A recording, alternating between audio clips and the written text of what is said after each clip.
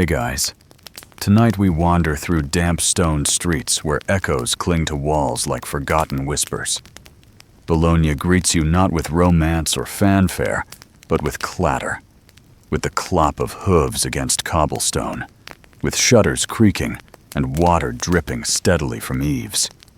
The air is heavy, cool, and slightly sour, the kind of air that suggests you will never quite get your socks dry again. You probably won't survive this week of papermaking unless you have the patience of a monk and the back muscles of a mule. Still, you press forward, curious, half amused, half resigned. So, before you get comfortable, take a moment to like the video and subscribe, but only if you genuinely enjoy what I do here. And if you feel like it, drop a comment with your location and local time. I love seeing where everyone is tuning in from. Now, dim the lights, maybe turn on a fan for that soft background hum, and let's ease into tonight's journey together. You shuffle into Bologna at dawn, mist curling around tiled rooftops, the streets slick with last night's rain. The markets are already stirring. A cart rattles past, piled high with rags, destined for the papermaker's vats. It doesn't look glamorous, more like laundry day gone feral. But in this world, worn-out cloth is precious cargo. Rag merchants shout, their voices echoing between brick towers that lean like tired giants. Historians still argue whether Bologna was truly the first European city to standardize papermaking, or whether it stole some tricks from its rivals in Fabriano. Either way, here you are, ankle-deep in puddles, watching men in patched tunics wrestle with dripping bundles that once may have been noblewomen's gowns or soldiers' shirts. You pass the looming university quarter, already alive with scholars wrapped in robes, parchment under arms, arguing in Latin so quickly you suspect even they aren't following every word. Mainstream history notes that Bologna's university is one of the oldest in the world. But right now, its greatness just translates into more orders for paper, contracts, lecture notes, legal records. A quirky little tidbit floats into your mind. Some students of the era supposedly rented entire textbooks, page by page, copying them out by hand, like desperate undergraduates trying to avoid buying the whole overpriced set. As you push deeper into the city, you notice the smell thickening. It isn't the bakery aroma you secretly hoped for. No, it's the sour tang of wet rags, the musk of damp timber, and the faint ghost of animal glue drifting from a nearby workshop. Your nose wrinkles, and you imagine your modern office printer sighing in disgust if it had to live here. The workshop door yawns open. A papermaker drags a vat toward the street, water sloshing in sluggish arcs. You edge closer, feeling both invited and repelled, like someone hovering at the threshold of a particularly strange party. The city hums all around, vendors hawking cheese, bells ringing somewhere unseen, pigeons flapping lazily from eave to eave. Your footsteps splash through another puddle, soaking your shoes again. You wonder how anyone keeps their feet dry in this place, or if soggy toes are simply a medieval condition nobody bothers to cure. Yet there's rhythm here, a sleepy industriousness, as though the entire city has agreed to wake and shuffle forward at the same heavy pace. Near the marketplace, you pause to watch apprentices hauling baskets of pulp, their arms straining under dripping weight. They grin, trade jokes you can't quite catch, and you suddenly realize this will be your world for the week. Not the scholars debating Aristotle, not the nobles parading with jeweled sleeves, but these damp, weary papermakers who turn rags into the future's canvas. A bell tolls, deep and resonant, scattering pigeons overhead. The day is beginning in earnest, and you're swept along with the flow of workers toward the vats. One hand brushes the rough stone wall beside you. It's slick with moss, cool against your skin. Somewhere behind you, a cart creaks under fresh piles of laundry-turned treasure. You sigh, adjusting to the pace, already knowing this journey will test your patience. Yet oddly, in the cool dampness, you feel a calm curiosity pressing in, as if even boredom has a texture worth exploring. And before we go further, if you're enjoying this slow wander through history, you can always tap the like button and subscribe. It helps more than you know, and it keeps these sleepy journeys alive. You wake to the sound of water being poured, the heavy splash of it hitting wooden vats, echoing against plastered walls. It is not a gentle alarm, not the kind of thing you could confuse with bird song or the soothing hum of a fan. No, this is the medieval papermaker's dawn. Damp, cold, and much too loud for someone who hoped to sleep in. You drag yourself upright from the thin mattress in the loft above the workshop. The beams creak, and dust falls into your hair. Down below, apprentices are already moving around like a swarm of slightly irritable bees, clattering buckets, shifting planks, and grumbling as though each one of them were the first to invent being tired. The air smells of wet cloth and smoke. A fire burns somewhere in the hearth, stoked by an apprentice who clearly resents his existence. The smoke does little to hide the tang of sour rags that will soon be soaking in water. You pull your cloak tighter, though it doesn't help against the damp. It clings to your sleeves and settles in your bones, making you feel as if you might mildew along with the workshop walls. You step down the ladder and join the slow shuffle of bodies. The master papermaker arrives not long after, his boots thudding on the floorboards. He carries himself like a man who has seen too many sheets ruined by clumsy hands. His eyes flick from apprentice to apprentice, scanning for mistakes before they happen. You notice how quickly the room straightens itself at his presence. Backs straighten. Tools clink more carefully. Even the water seems to ripple in sharper lines. Historians still argue whether these guildmasters were more feared or respected, but either way, the apprentices seem to treat him with the same mixture of reverence and dread you might reserve for a teacher holding a surprise exam. The vats are already half filled. You step closer, peering into one, and immediately regret it. The water is cloudy, filled with scraps of cloth that float like strange dumplings. Someone hands you a paddle, long, heavy, damp, and tells you to stir. The pulp shifts sluggishly, resisting at first before moving with the slow rhythm of your strokes. Your arms ache after only a few minutes, and you realize this will be the kind of work that does not end quickly. You hear the master's voice behind you. He is explaining to a wide-eyed apprentice how rags must be soaked and beaten to release their fibers, turning linen and cotton into a slurry that can be pressed into sheets. Mainstream history affirms that linen rags were the favored raw material, but you also hear a side note whispered. Sometimes, wool and hemp sneaked their way in, though results were less than ideal.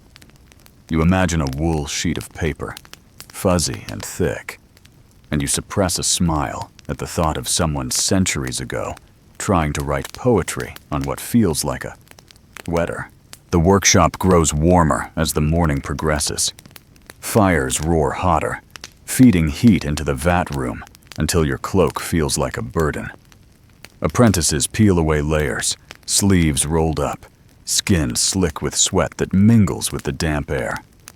The walls themselves seem to perspire, condensation running in slow trails. You notice the way steam curls above each vat, softening the air until the sunlight filtering through the shutters looks almost dreamlike. If you ignore the smell, it could almost be pleasant. One apprentice jokes about how his hands will never smell clean again. The others laugh, but it's the resigned kind of laughter, the kind you give when you know he's right. You dip your hands into the warm water, pulling up a ragged scrap that used to be part of someone's tunic. It squelches between your fingers, the fibers loosening as you rub them. There's something strangely satisfying about it, like popping bubble wrap, but infinitely soggier. A memory passes through your mind of the first time you walked into a modern office supply store. Everything clean, neatly packaged, sterile.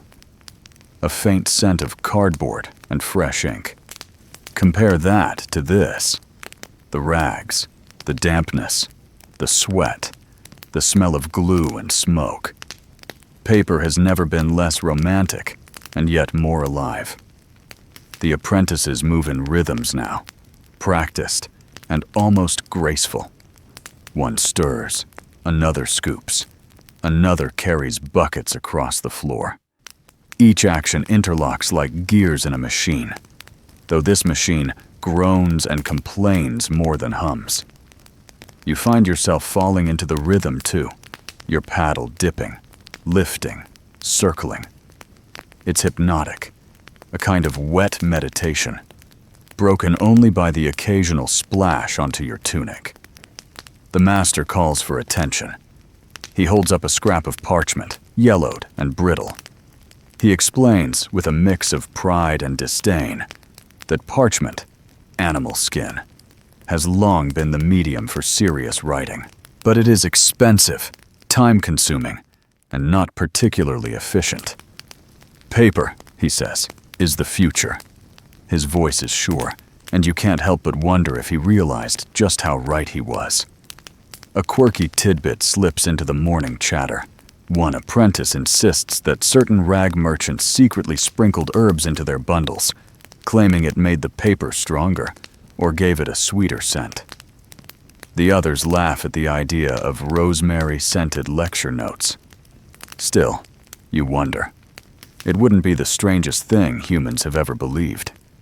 You notice pigeons fluttering past the open shutters, cooing softly as if mocking your labor. The city outside stirs to full life now.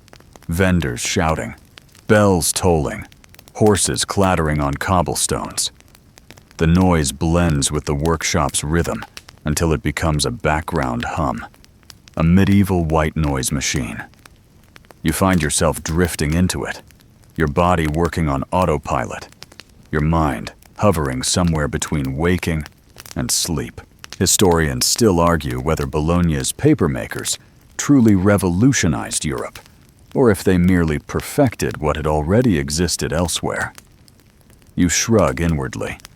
From your aching arms and the smell of your tunic, it feels revolutionary enough. The morning drags on. The vats grow heavier, the rags softer. Your body finds a slower pace, and you no longer resist the monotony. Instead, you surrender to it.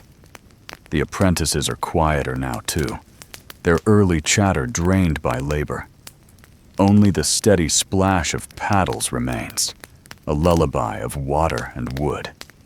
Your thoughts drift.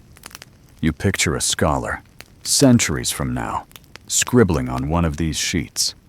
Perhaps a student copying notes, perhaps a scribe preserving Aristotle, perhaps someone doodling when they should be listening. None of them will think of this, of the damp, the rags, the smell. But you will, and somehow that makes the work almost soothing. By midday, you realize you've been here for hours, stirring, soaking, losing yourself in the rhythm. The workshop, once overwhelming, now feels like an extension of your own weary limbs. You exhale, long and slow, and let yourself sink into the monotony. The day has only begun. You are ankle-deep in damp rags, and every step feels like wading through a swamp, made entirely of laundry that nobody wanted. The apprentices around you work quickly, tossing heaps of cloth into piles, sorting them by color and texture. The master insists this matters, though to your eyes, all of it looks equally miserable. Gray, brown, and faintly moldy. The smell lingers in your throat, as if you've accidentally licked a medieval dish rag. You wrinkle your nose, but there is nowhere to escape. The workshop is small, the vats are already steaming, and the rag heaps reach up like low, sagging hills. The work begins with soaking. You pick up a handful of cloth, linen so worn it's practically translucent, and toss it into a wooden trough filled with water. The fibers drink greedily, and the rag grows heavier in your hand as though it resents being disturbed. Others follow your lead, and soon the trough is crowded with garments and sheets, each one shedding centuries of dirt into the water. A stream of brown liquid trickles onto the floorboards, and your boots squelch in protest. Mainstream history records that European papermakers in the 14th century relied heavily on recycled rags, mostly linen and cotton, because those fibers produced stronger sheets than wood pulp, which would come centuries later. You can believe it, though you marvel that this smelly heap could one day become something as dignified as a crisp folio. Still, the thought comforts you. Perhaps every boring office memo begins its life in something equally unpleasant. You begin the next task, pulping. The soaked rags must be shredded, stomped, and beaten into submission before they can be transformed into slurry. Someone hands you a wooden mallet, worn smooth at the handle, and gestures toward a pile that looks like it used to be curtains. You swing down, and the cloth gives way with a dull thud. The fibers tear reluctantly, each strike releasing a puff of damp air. You pound again and again, falling into rhythm. The sound echoes with the other workers. Thuds, splashes, grunts. A percussion ensemble dedicated solely to boredom. Historians still argue whether early papermakers preferred hand-beating rags, or if they quickly transitioned to water-powered hammers, like those in Fabriano. In Bologna, it seems both methods lingered, depending on which workshop you found. Here, you have only muscle. Your shoulders burn, your wrists ache, and sweat drips onto the cloth. You imagine modern gym-goers paying for workouts less effective than this. At least they get clean towels afterward. Between strikes, your mind wanders. You picture the people who once wore these garments. A linen chemise from a merchant's wife, perhaps, or a shirt from a scribe who spilled ink too many times. Some scraps still show faint stitches, frayed embroidery that once meant pride. Now, stripped of dignity, they are destined to become anonymous sheets of paper. A quirky tidbit surfaces in your mind. In some places, rag collectors were rumored to steal burial shrouds to sell to papermakers, which understandably made people uneasy about the whole recycling process. You glance at the pile with new suspicion, half expecting a ghost to complain about your hammer technique. The trough water turns darker as fibers loosen. You kneel to stir the mess, your hands sinking into the mush. The texture is oddly soothing, soft yet resistant, like overcooked oatmeal that refuses to dissolve. You scoop a lump and squeeze. Droplets escape between your fingers, leaving a mushy residue on your palm. You wipe it on your tunic, adding another stain to the collection. One apprentice mutters about the endlessness of it all. You nod in sympathy. Each rag seems to multiply instead of diminish, as if the pile breeds when you look away. The workshop air thickens with steam, making it hard to breathe.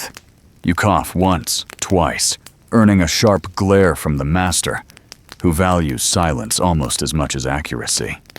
You try to suppress your amusement at the idea of a quiet paper-making retreat, surely the least marketable spa package in history.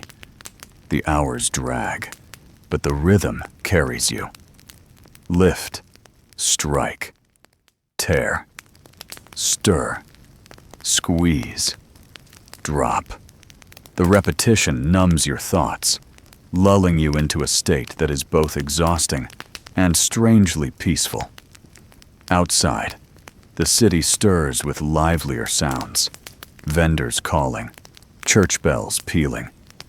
But inside, you are locked in the slow, grinding world of rags. By midday, the workshop floor looks like a battlefield of fabric. Shredded scraps lie everywhere, soaked and flattened, waiting their turn in the vat. The master inspects a handful, rubbing it between his fingers, testing whether the fibers separate easily. He nods, satisfied, and orders the pulp to be moved closer to the wooden Hollander, though you will meet that machine tomorrow. For now, the focus remains on breaking down every last stubborn scrap. Your arms grow heavy. You lean on the mallet, breathing hard, sweat dripping into your eyes. The apprentice beside you cracks a joke about how papermakers never need to pay for exercise, though their reward is nothing more than more rags. You laugh weakly and swing again. Time stretches. Each strike blurs into the next. You stop counting, because counting only makes the work slower. Instead, you drift in thought, the steady thud of mallets and the splash of water forming a background hum. You imagine listeners centuries later, perhaps even right now, using that hum as a kind of white noise to fall asleep. You smile at the thought, realizing boredom has its own kind of charm. The master interrupts your reverie. He announces that the day's rags are nearly ready for the next stage. Relief washes over you, though you know the work will not grow easier. Still, you set down the mallet and stretch your aching arms, grateful for even a moment's pause. As the apprentices gather the pulped rags into baskets, you notice how the fibers cling to everything. Hands, clothes, hair. One boy sneezes, sending a puff of lint into the air, and everyone groans. You wipe your face, certain you'll find strands of linen in your beard or hair for days. Perhaps that's part of the papermaker's charm, always decorated in invisible confetti. You glance out the shuttered window. The light has shifted, golden now, and the city outside glows despite the damp streets. Merchants shout, pigeons coo, children dart between carts. Life bustles on while you remain in the workshop's humid cocoon. For a brief moment, you long to step outside, to breathe fresher air. But the master's voice snaps you back. There is more soaking to do, more pounding, more fibers to free. So you bend once again, scoop up another rag, and lose yourself in the rhythm. The pile shrinks, imperceptibly, as time creeps forward. Your body aches, your mind drifts, and yet you keep moving, because that is what this life demands. By the time the sun lowers beyond the rooftops, the last rags are pulped. The troughs are filled with heavy, damp clumps, ready for the next day's pounding. You sigh, wiping sweat and lint from your face, and step back to admire, or perhaps endure, the result of endless labor. The apprentices collapse onto benches, groaning, stretching their backs. Someone passes a jug of weak wine, and you drink gratefully, the sour taste washing down the dust of fabric. The master surveys the room, nodding once, satisfied, before retreating upstairs. The day's work is done. You lean against the wall, body weary, eyelids heavy. The steady rhythm of pounding still echoes in your ears, a phantom beat that will follow you into sleep. And though it has been long, smelly, and monotonous, you realize the transformation has begun. What once were rags are now something else, something with potential, something waiting to become paper. The morning begins again with the sound of wood striking wood, a slow rhythm that rattles through the workshop. You follow the noise to the corner where the wooden Hollander stands, its hulking frame hunched like some great beast, fed only on rags. The machine is water-powered, connected by a series of wooden gears and wheels that creak and groan with every turn. The apprentices cluster nearby, each one eager to stay busy, but also wary of the contraption's relentless pounding. It is not delicate work, and the machine makes no attempt to disguise its hunger. You step closer, drawn by curiosity. The Hollander's trough holds a slurry of soaked rags, already softened by yesterday's labor. A paddle wheel churns, and a row of wooden hammers rise and fall, smashing the fibers into finer pulp. The sound is steady, almost hypnotic, but loud enough to drown casual conversation. You realize that standing here too long might feel like sitting front row at the worst percussion concert in history. Yet this rhythm is the heartbeat of the workshop, the pulse that will not stop until the day's work is finished. Mainstream history describes these early mechanical devices as the first serious step toward industrial papermaking. Before them, everything was done with hand mallets, a process that consumed hours and exhausted entire teams of workers. The Hollander changed that, though slowly, unevenly, and not without arguments. Historians still argue whether Bologna's workshops pioneered their use independently or whether they borrowed, quite shamelessly, from the innovations at Fabriano a century earlier. Either way, the machine stands before you now, demanding attention and feeding on the remnants of yesterday's rags. An apprentice hands you a pole, inviting you to stir the pulp inside the trough. You hesitate, eyeing the churning paddles, but lean in and push the slurry around. The fibers resist at first, clinging together in clumps, but as the hammers rise and fall, the mass loosens. Slowly, the pulp takes on a uniform texture, smooth and cloudy, like cream soup no one would ever want to eat. You laugh quietly at the thought of medieval cookbooks recommending rag chowder. The master approaches, his eyes sharp. He explains in a measured voice that the fibers must be beaten until they separate into their tiniest strands, so they will later interlock into strong, even sheets. Too little beating, and the paper will fall apart. Too much, and it will be brittle, unyielding. Balance is everything. He dips his fingers into the pulp, rubbing it between thumb and forefinger, testing the smoothness. Then he nods and allows the machine to keep its rhythm. The apprentices work in shifts, pushing pulp, adjusting the paddles, emptying baskets of half-soaked rags into the Hollander. You join them, sweat soon trickling down your temples despite the cool morning. The effort is monotonous, but the machine's rhythm lulls your thoughts into drifting. You imagine an entire city filled with these contraptions, hammering in unison, a symphony of dull thuds echoing through the valleys. A nightmare for the ears, perhaps, but an efficient dream for papermakers. One of the younger apprentices shouts a warning when your sleeve dips too close to the gears. You yank it back, heart skipping. The master glares at you as though you nearly committed a crime. You nod, chastened, and vow to keep a respectful distance.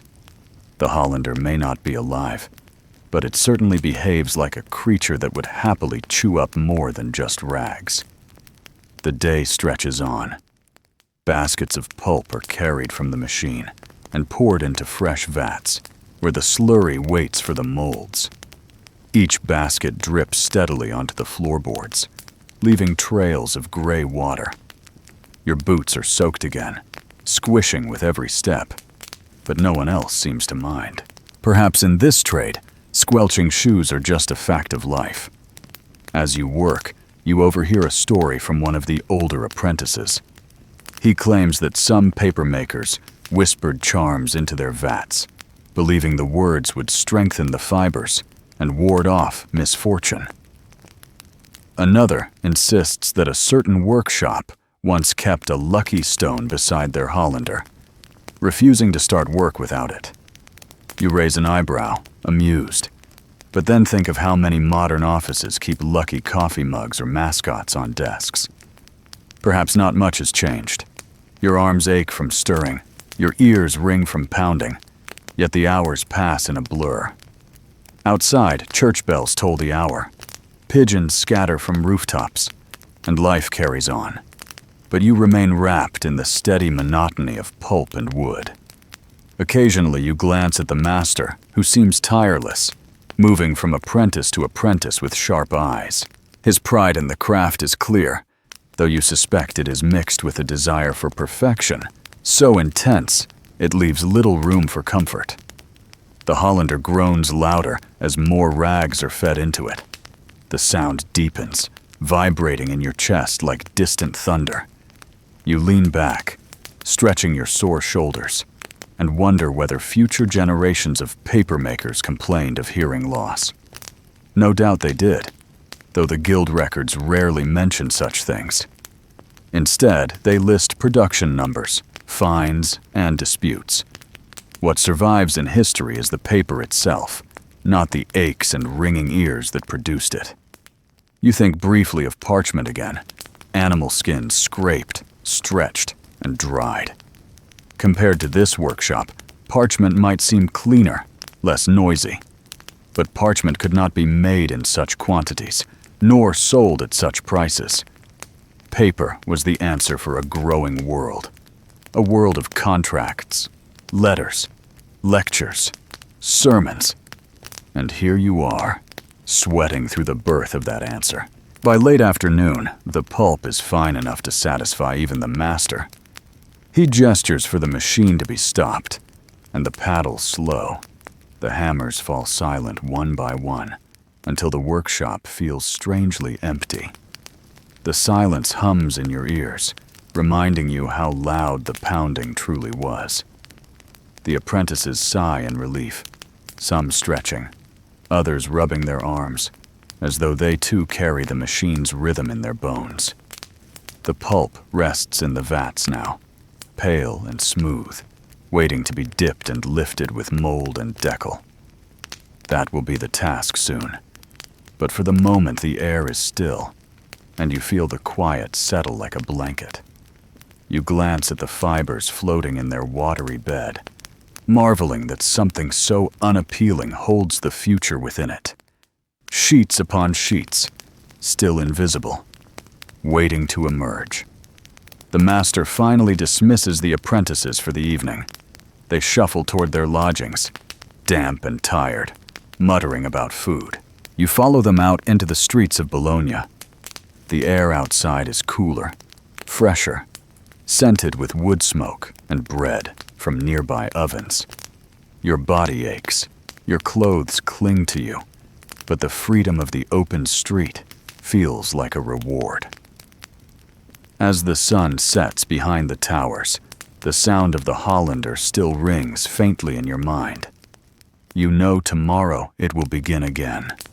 The steady pounding, the endless rhythm, as the pulp is beaten toward perfection. Tonight, though, you breathe deep, savoring the silence, and let your weary limbs rest. The vats sit waiting, filled with yesterday's pulp, a pale slurry that swirls when disturbed and settles again in silence. You rub your tired hands, then step forward as the master gestures to the molds. Each mold is a wooden frame, strung with fine wires, a surface delicate enough to hold a film of pulp, but strong enough to endure hundreds of dips a day. Alongside it rests the decal, another wooden frame without wires, used to hold the pulp in place and shape the edges. Together, they are the heart of papermaking, the tools that coax formless mush into sheets. The master demonstrates first. He dips the mold into the vat at a precise angle, slides it beneath the slurry, and lifts smoothly. The water pours away, and what remains on the wires is a thin, glistening layer of fibers. He shakes it gently, side to side, front to back, to help the strands interlock. The sheet glows in the dim light, fragile as wet cobweb. But it holds. He tilts it toward you, eyes narrowing, as if daring anyone to call it less than perfect. Then, with practiced ease, he sets the decal aside and moves on. Now, it is your turn.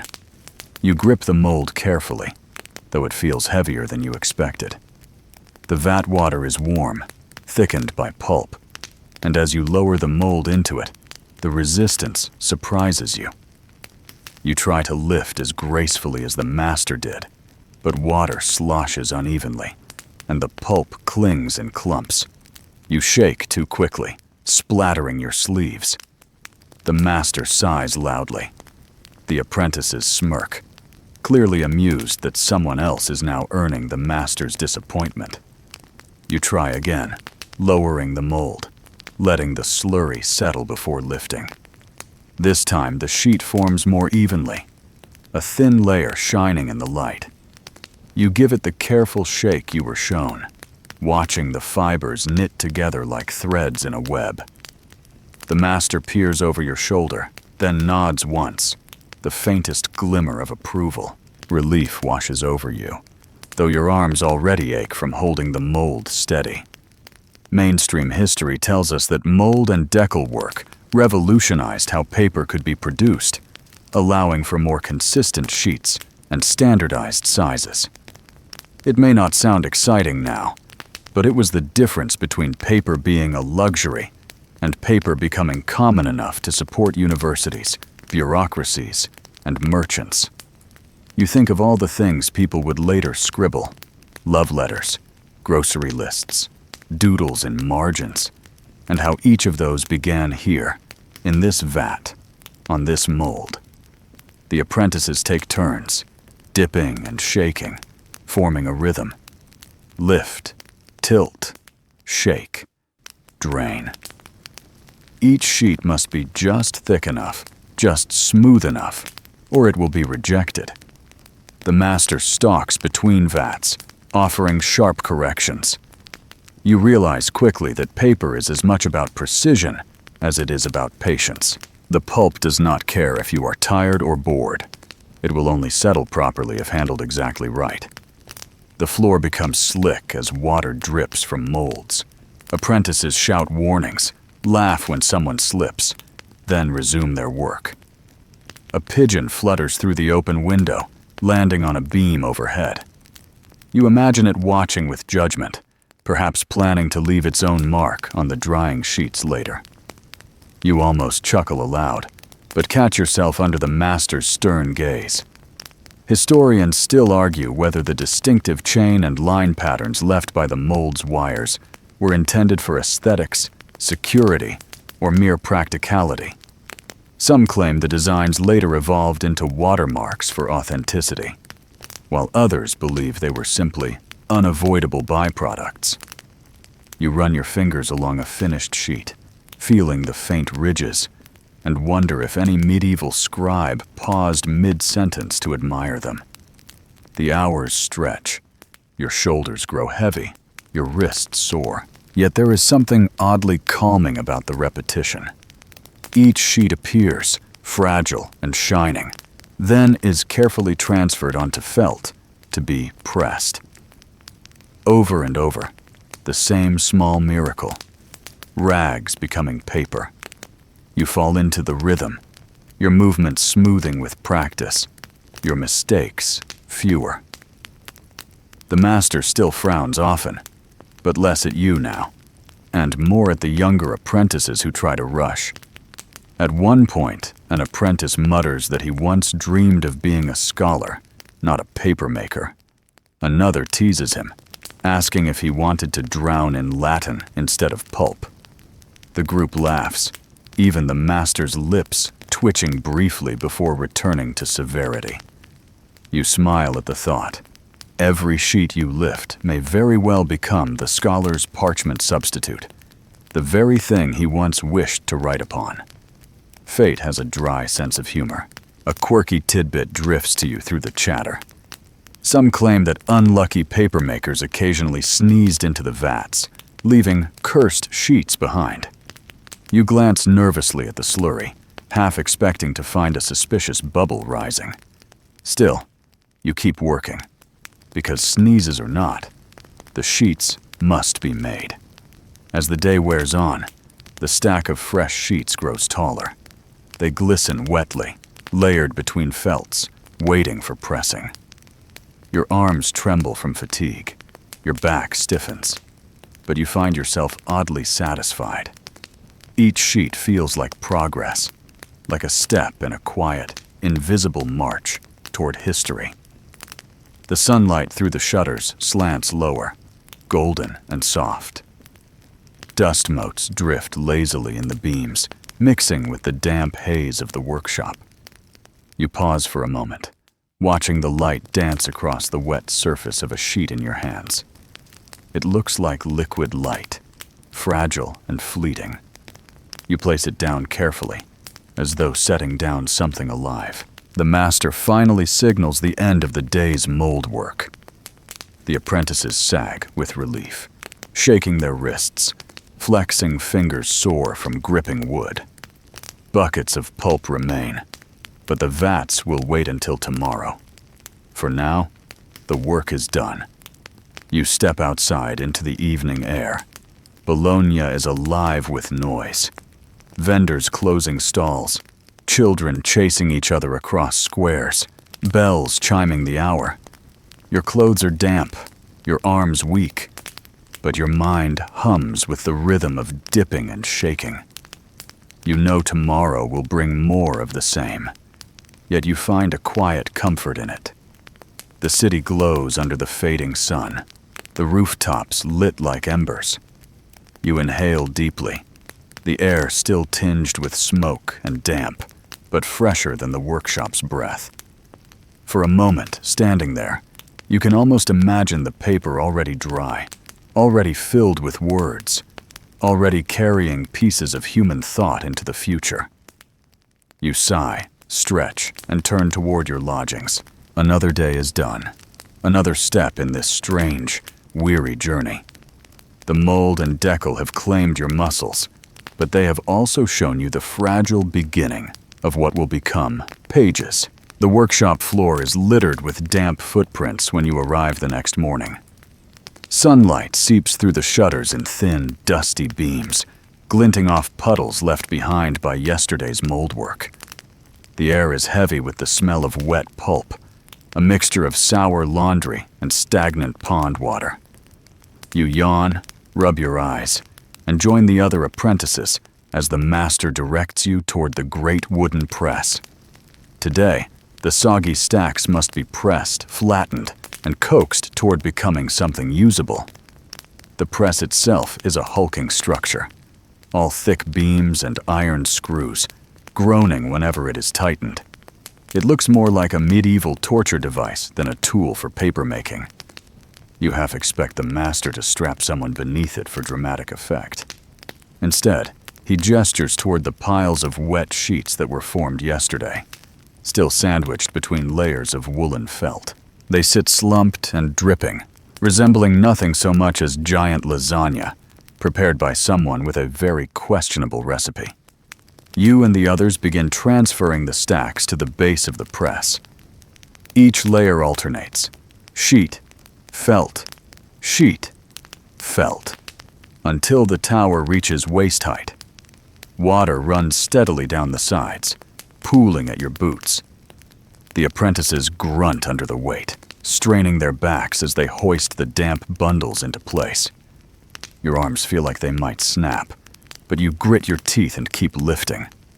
Mainstream history confirms that this was standard practice. Each sheet had to be carefully interleaved with felt, then pressed under tremendous weight to expel the excess water. The master grips the long handle of the press and begins to turn it. Wood creaks, iron moans, and the entire structure shudders.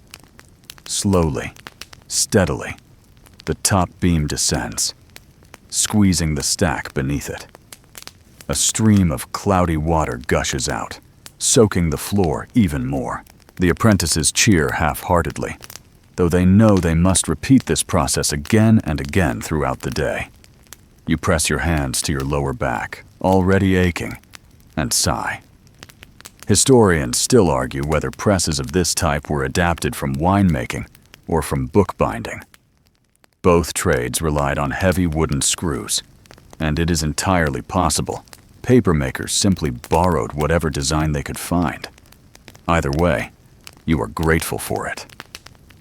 Without the press, each sheet would take days to dry, curling and warping in unpredictable ways.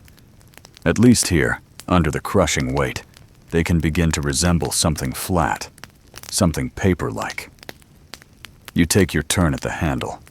The wood is smooth from years of use, and it resists your pull with stubborn strength. You lean your entire body into it, muscles trembling, until finally the screw tightens further.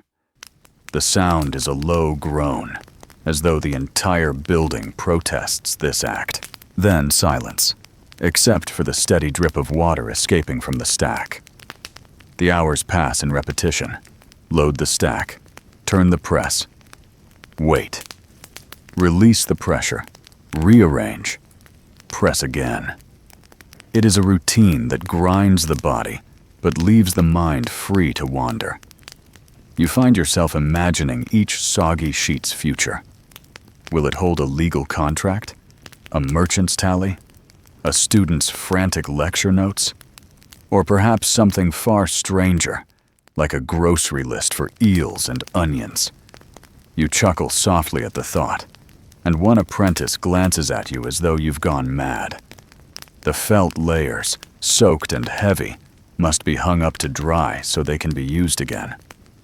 Apprentices stagger across the workshop, carrying dripping armfuls to the courtyard. There, ropes have been strung like laundry lines, and the felts flap limply in the breeze. A quirky tidbit drifts into your memory. Some towns banned papermakers from hanging their felts too close to neighbors' houses because the constant dripping caused complaints. You imagine medieval homeowners shouting about soggy walls and dripping lint as though it were the greatest injustice of the century. Back inside, you return to the press. The stack you tightened earlier is ready to be shifted. The master directs you to carefully peel away the felts, separating each damp sheet. They cling stubbornly, and you must slide your fingers gently between them, prying them apart without tearing. The sheets are still fragile, glistening with moisture, but they now hold their shape. They look like paper. At least, paper in its soggiest form. You marvel at the transformation. Just days ago, these were rags, beaten into pulp. Now, they are sheets stacked neatly, edges crisp where the decal can find them. They smell faintly of wet cloth, not ink yet, but they are undeniably paper. The master inspects each one, nodding when he finds a strong sheet, scowling when he discovers one too thin or uneven. He sets those aside with a sharp gesture. You wonder what happens to them. Are they discarded or recycled into pulp again? The apprentices shrug when you ask, too weary to speculate. The rhythm of the press continues. Outside, bells toll the hour, pigeons scatter in flurries, and merchants shout in the square. Inside, only the groan of wood, the drip of water, and the shuffle of apprentices fill the air. You find yourself drifting, lulled by the monotony. The heavy work leaves your muscles trembling, but your mind feels strangely quiet. You begin to understand how boredom can be soothing, how repetition can dull the edges of thought until only calm remains. At one point, an apprentice slips on the wet floor, landing with a splash. Everyone laughs, even the master, though his amusement is short-lived. He barks for someone to mop the water, though it is an impossible task in a room where every process seems designed to create puddles. You grab a bundle of reeds and push the water toward the door, knowing it will be back within minutes. As evening approaches, the final stack is pressed. The apprentices sag with exhaustion, sweat and pulp clinging to their clothes. The master finally allows the press handle to rest, its screw gleaming with moisture, its beams silent for the night. You wipe your hands on your tunic, leaving streaks of pulp behind, and stretch your sore arms. The sheets, though still damp, are now strong enough to be moved to the drying area. You carry an armful carefully, feeling their cool weight against your chest. Outside, ropes are strung beneath the eaves, and you pin the sheets with wooden pegs, one by one. They flap in the evening breeze, pale flags of quiet labor.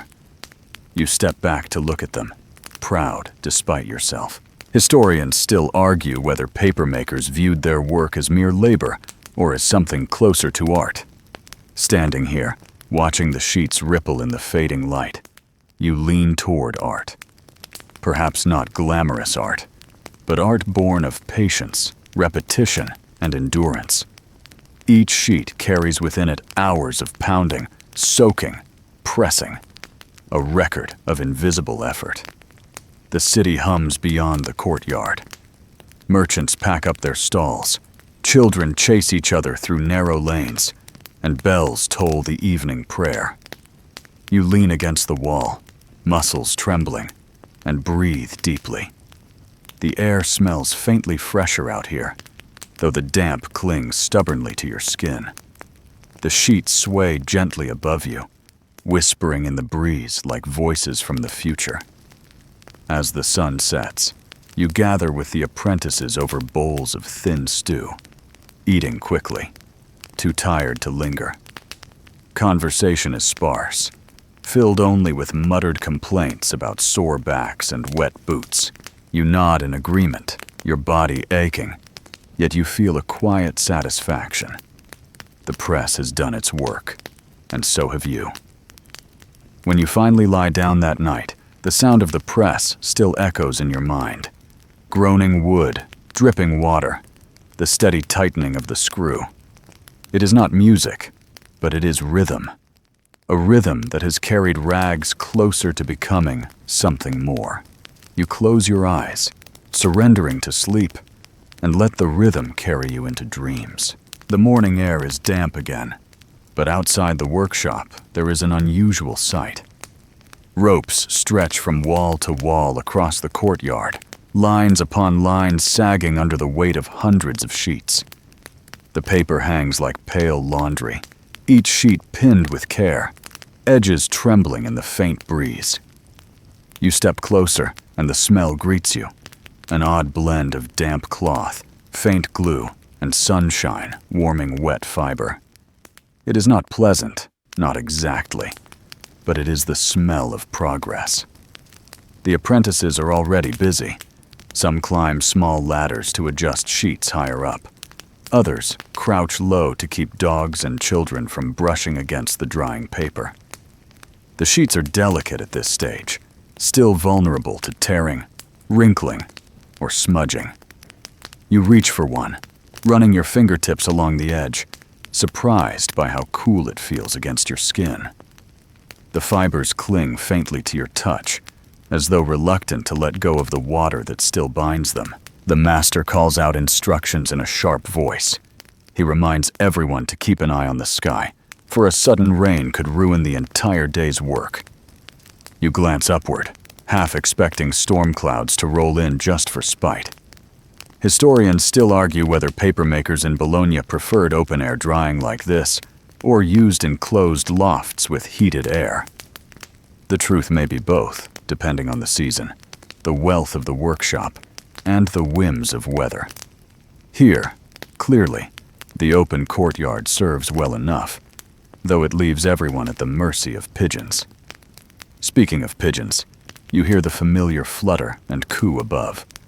A flock circles lazily, clearly interested in the acres of white space beneath them. The apprentices groan.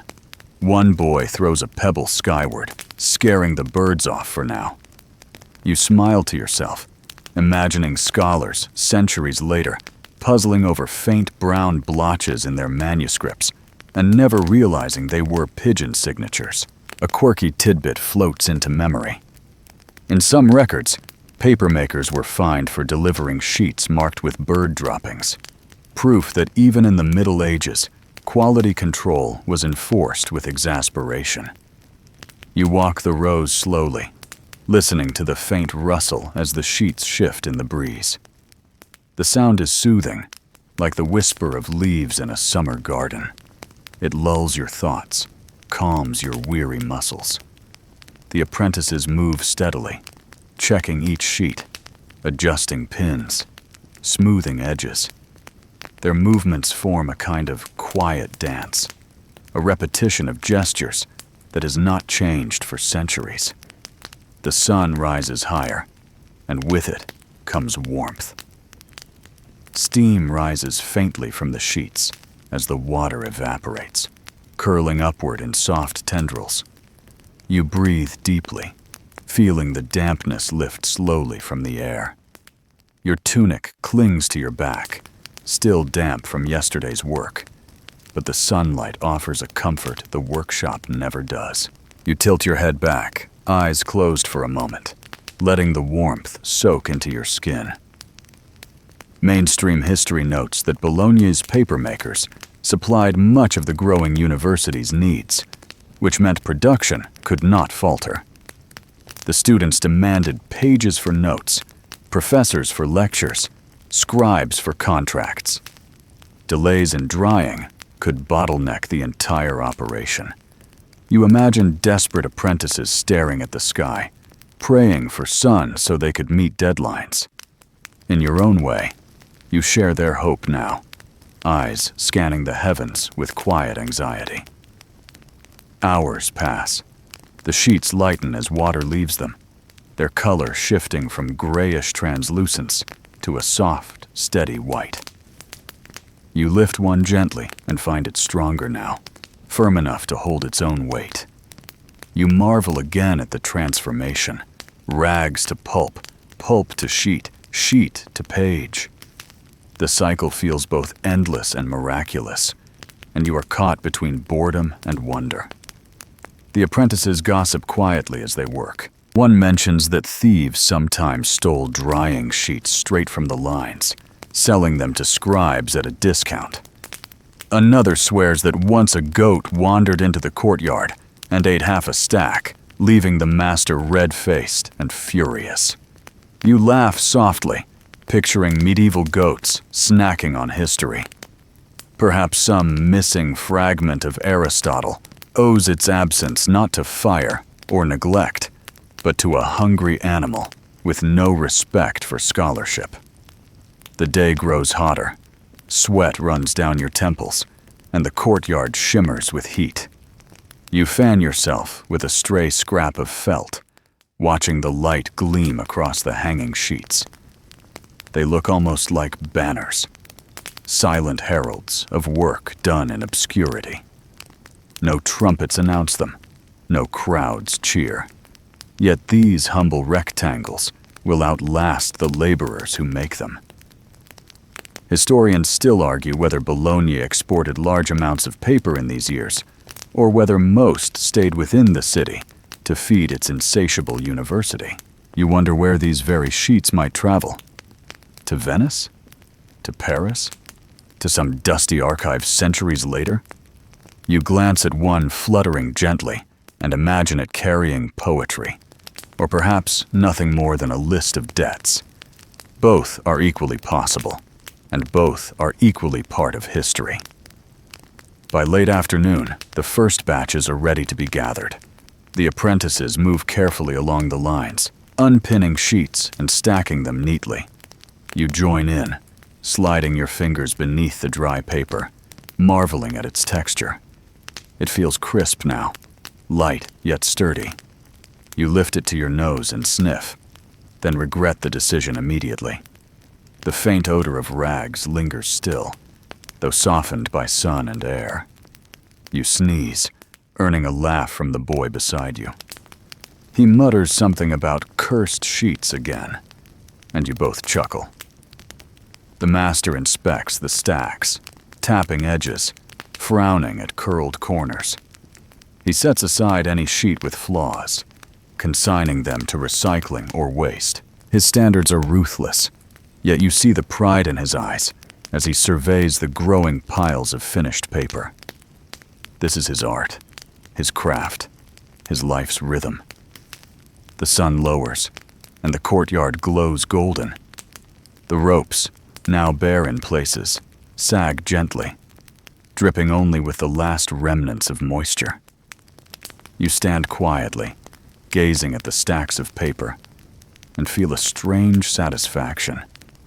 The week has been long already, filled with endless labor, yet the result is here before you. Paper, real and tangible, ready to bear ink. As the apprentices carry the sheets back inside, you linger a moment longer in the courtyard. The air cools, the pigeons return to their roosts, and the sky deepens to twilight. You close your eyes, hearing the faint rustle of the last few sheets in the breeze.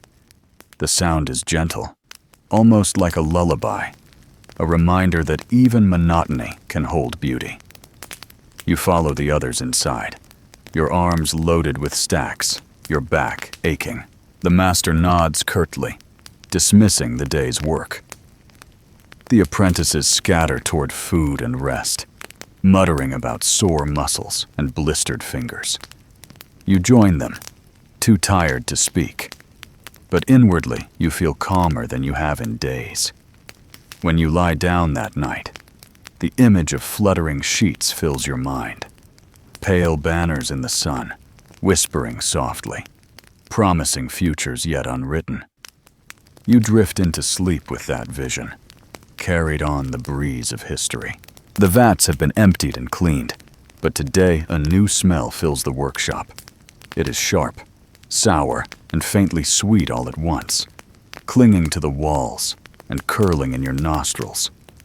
You pause at the doorway, hesitant, but the apprentices are already bustling inside, as though this odor is perfectly ordinary. The master stands near a cauldron set over the hearth, stirring slowly with a long wooden paddle. Steam rises in thick coils, and you soon realize what is happening. Today is for sizing. The freshly dried sheets from yesterday are not yet ready for writing. Without treatment, ink would bleed into the fibers, spreading into blurry stains. To make them usable, they must be dipped into a warm bath of animal gelatin, a concoction made from boiled hides, bones, and hooves. The thought alone is enough to unsettle your stomach. You edge closer, watching the mixture bubble and froth. It glistens like thick soup, but carries a smell that could drive away even the hungriest stray dog. The master explains with his usual sternness. Sizing strengthens the sheets, sealing their fibers so they can hold ink cleanly. Mainstream history confirms that this method, though unappealing, was the standard for centuries, giving European paper its durability. Without gelatin, the paper would remain soft, absorbent, and useless for serious work.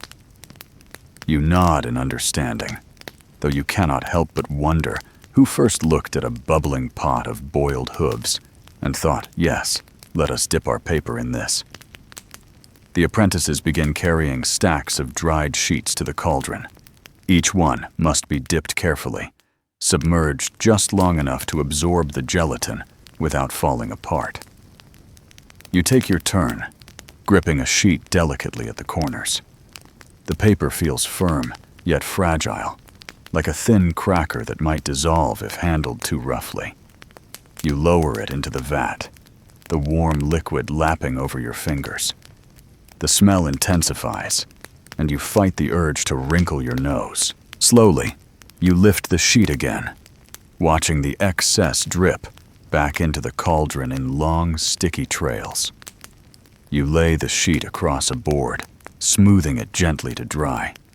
The surface glistens faintly, tacky under your touch. You can imagine ink clinging neatly to it someday, letters flowing cleanly across the page. You also imagine a medieval scholar sniffing his manuscript suspiciously, wondering why it smells faintly of stew. Historians still argue whether early papermakers always used animal gelatin, or sometimes experimented with alternatives. Some claim that in lean times, starch or flour pastes were used, though these proved less durable. Others suggest certain regions flavored their gelatin with herbs, either to mask the smell or to deter insects. The records are inconclusive, and the truth is likely a mixture of all three. You glance at the bubbling pot and shake your head. No herb could fully disguise that odor. The rhythm of dipping and drying continues. Sheets move in steady procession from stack to cauldron to boards. Apprentices splash, curse when they drip too much, laugh at each other's grimaces. One boy mutters that he will never eat soup again. Another suggests the smell will cling to their hair forever. You laugh quietly, realizing they are probably right. Outside, the city hums as usual. Bells toll the hours, vendors shout, carts rattle across cobblestones. Inside the workshop, however, all you hear is the slosh of gelatin, the slap of wet sheets, the occasional grunt of effort. The monotony settles in quickly, dulling your thoughts until you find yourself moving automatically, dipping, lifting, laying down, repeating. The work is unpleasant, but it has a strange, meditative rhythm. You pause for a moment, stretching your back, and watch the steam curl from the cauldron. In the haze, the apprentices look almost spectral, moving through fog, carrying sheets that shimmer faintly. For an instant, the workshop feels like a place outside time, a ghostly space where centuries overlap. You imagine the same scene repeating in Bologna, in Fabriano, in countless towns, year after year. The thought is oddly comforting. One apprentice tells a story while he works, claiming that a rival workshop once tried to cut corners by skipping the sizing step. Their paper, he says, fell apart in the hands of angry scribes who cursed the papermakers loudly in the streets. Whether the story is true or not, you chuckle, picturing furious scholars waving soggy pages like ruined laundry. A quirky tidbit indeed, and a reminder that even boredom could occasionally spark drama. The afternoon dress. Your arms ache from holding sheets steady. Your fingers wrinkle from constant dipping. The smell clings to your clothes, your skin, even your hair. You know it will follow you into sleep. Yet you keep working, because each sheet dipped is another step closer to completion. The master inspects the boards frequently, nodding at some sheets, rejecting others with curt remarks. You feel a small thrill when one of yours earns a rare, approving grunt. As the sun lowers, the final stacks are dipped. The cauldron, nearly empty now, bubbles weakly, leaving behind a gelatinous crust. Apprentices groan with relief as they set down the last sheets. The workshop is filled with rows of drying boards, each one bearing paper that glistens faintly in the fading light.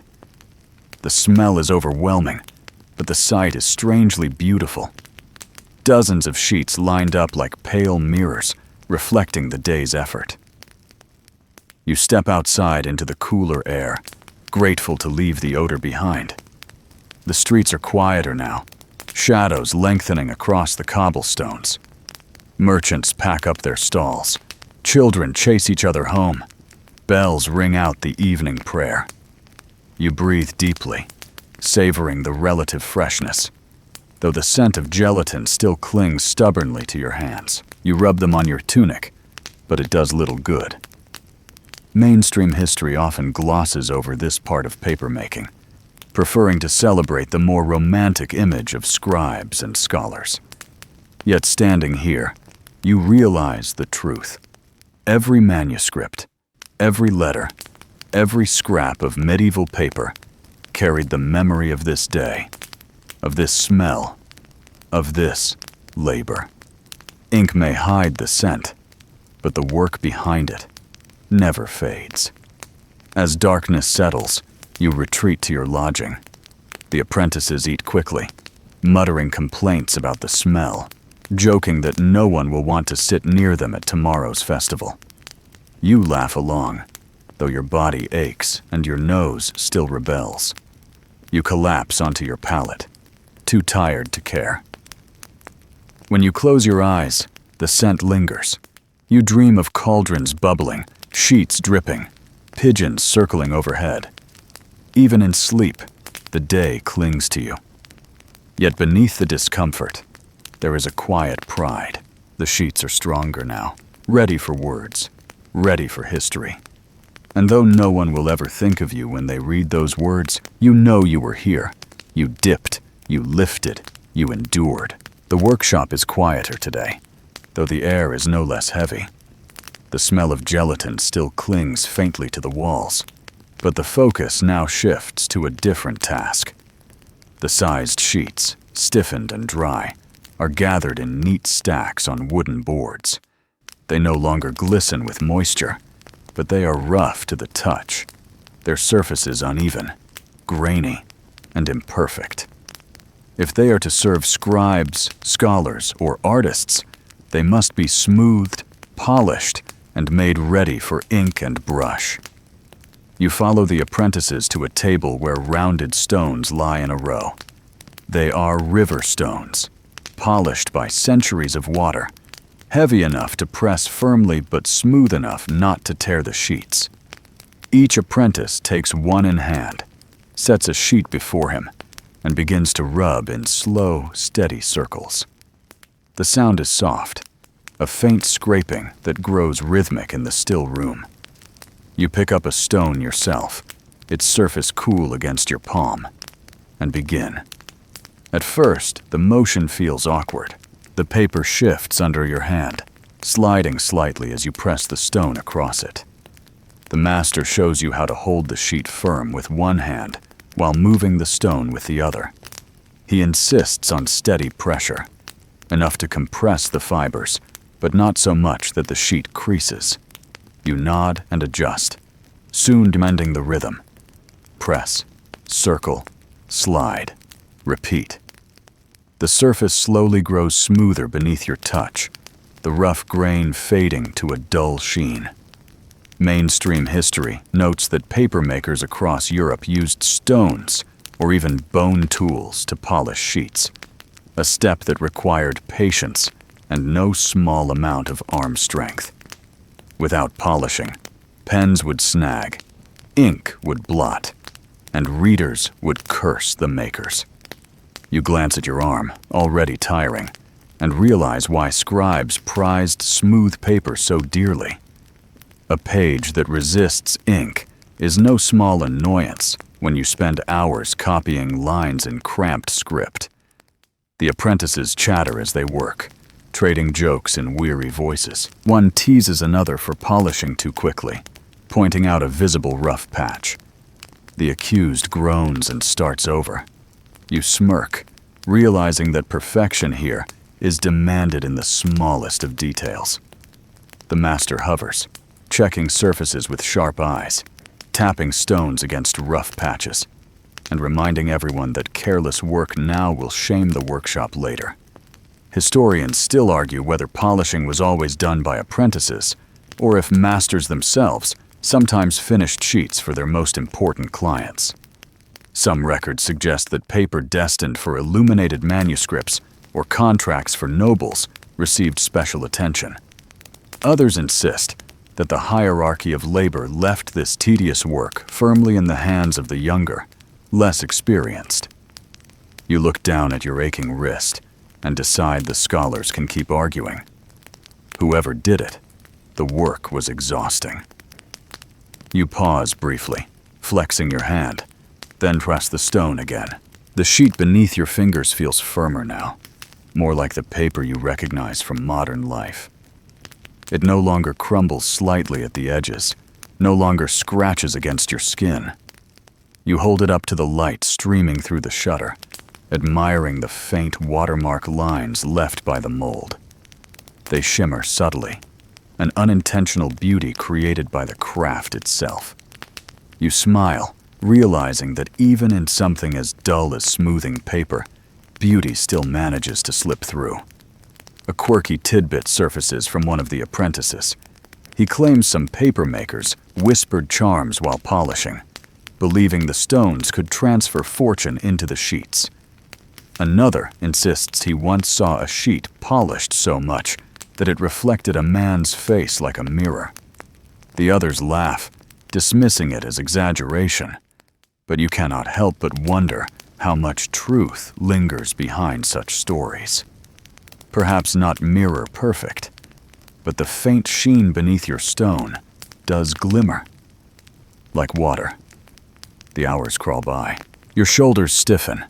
Your hand cramps. Yet the stack beside you grows slowly. Finished sheets are laid carefully in piles, their surfaces soft to the eye, ready for pens and brushes. The monotony numbs your mind until all that remains is the gentle scrape of stone and the faint shuffle of feet on the floor. Even boredom becomes a comfort, a steady rhythm that carries you along. Outside, the city bustles as always. Bells toll, pigeons coo, carts rattle. But inside the workshop, time feels slower, stretched thin by the repetition of movement. You drift in and out of thought, your hands moving almost automatically.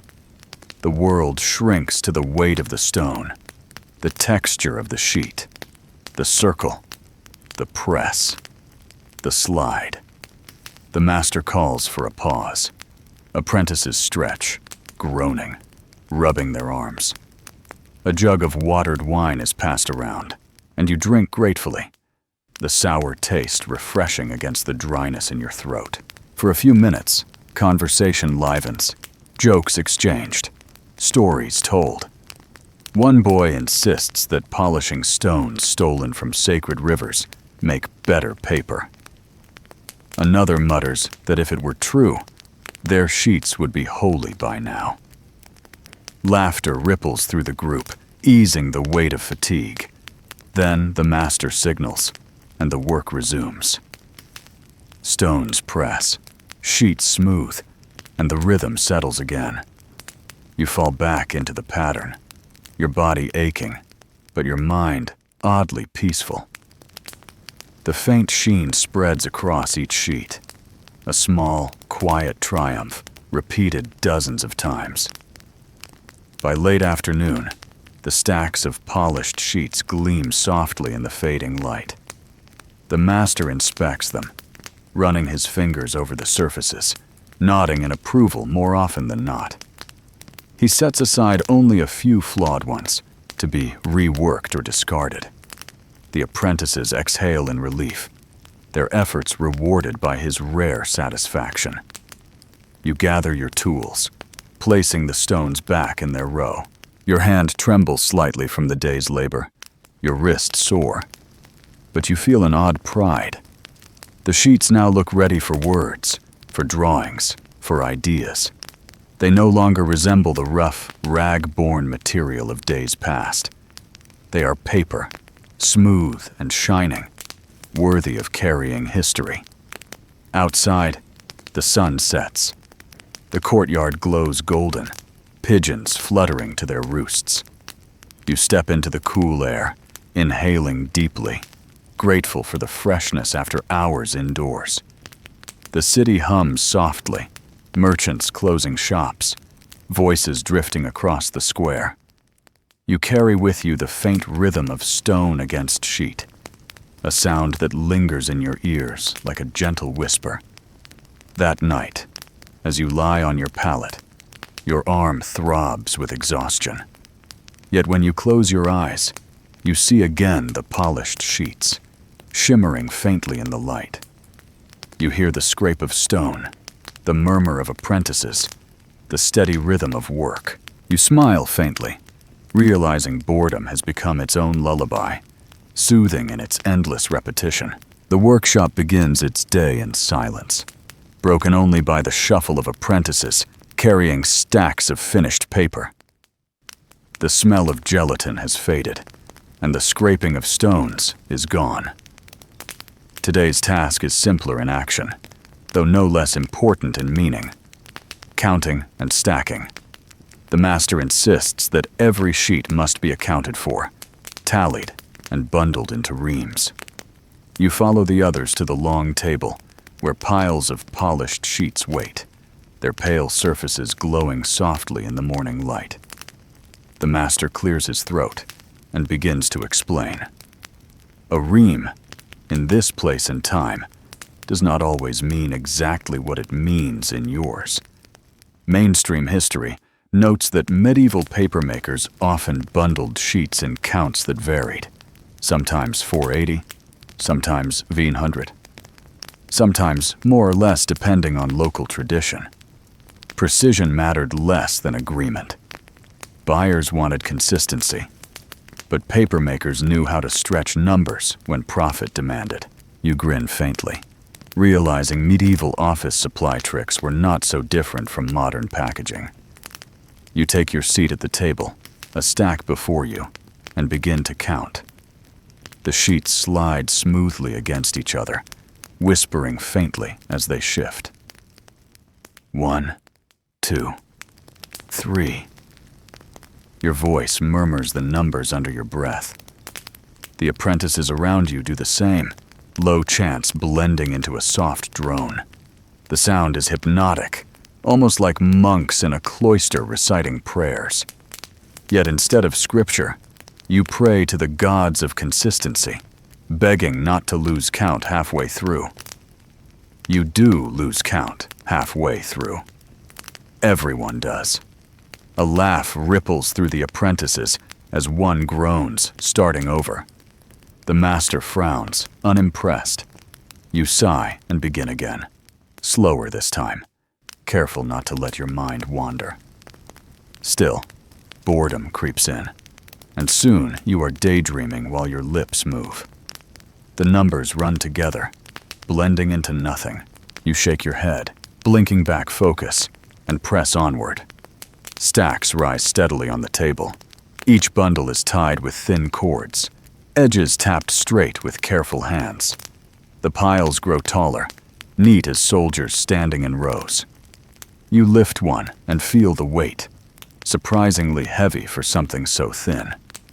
A whole ream pressed against your chest feels solid, almost imposing. You imagine carrying several through the streets and pity your future self. Historians still argue whether papermakers sold their sheets mostly to local scribes or exported them quickly to larger markets like Venice. Some evidence suggests Bologna's guild kept close control, ensuring every ream carried its mark of approval. Other sources hint at private sales, bundles slipping quietly into merchants' carts bound for distant cities. You picture both possibilities. A scholar buying a single sheet, trembling at the cost, or a Venetian trader piling stacks into crates for ships. Both are plausible, and both begin here, in the dull rhythm of counting. You pause, flexing your fingers, then resume. The sheets are cool against your skin, smooth yet faintly ridged from the mold. They smell faintly of linen still, though softened by days of drying. As you slide each into place, you marvel at their transformation once more. These thin leaves began as rags, trudged through vats, endured presses, baths, stones. Now they lie ready, blank and waiting, each one a promise of words to come. An apprentice beside you mutters that he dreams of paper at night. Endless stacks chasing him down alleys. Another replies that at least paper cannot bite, unlike the master's cane. The group chuckles, and even you smile, though your shoulders ache from hunching over the table. The monotony breeds humor, however small. A relief from endless numbers, a quirky tidbit floats into conversation. One boy claims that in another town, papermakers once hid love notes between the layers of reams, smuggling messages to sweethearts through the stacks. The others laugh, teasing him that his imagination is desperate.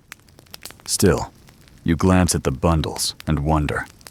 Perhaps somewhere, centuries ago, a scholar unfolded a ream and found a message never meant for him. History leaves no record of such jokes, but it is pleasant to imagine. The day drifts onward, numbers rising, stacks tied, bundles carried aside. The monotony dulls your mind until counting itself becomes mechanical. You move as though half asleep, fingers sliding, lips murmuring, eyes half-lidded.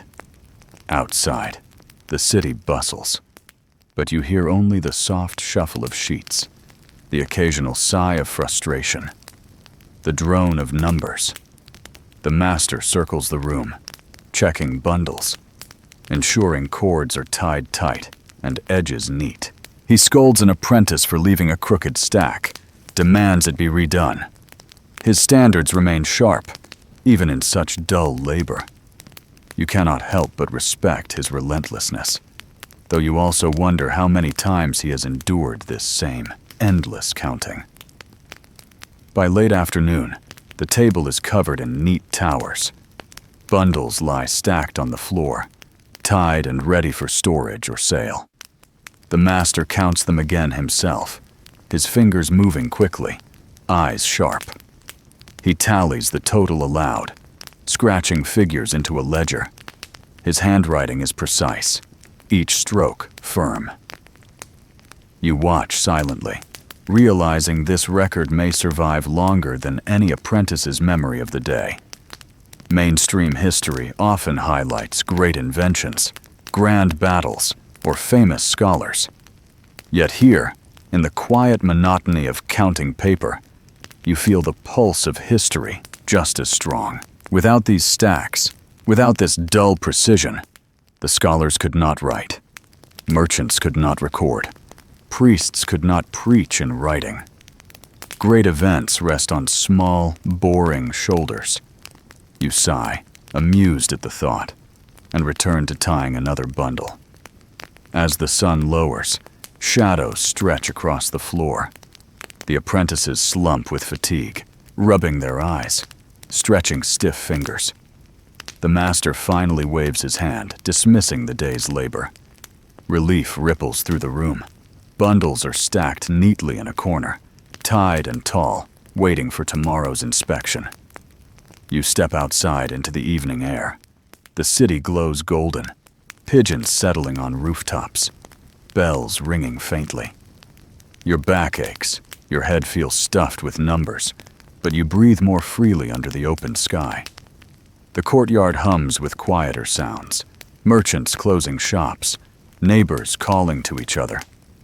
You lean against the wall, gazing at the fading light, and feel a quiet calm.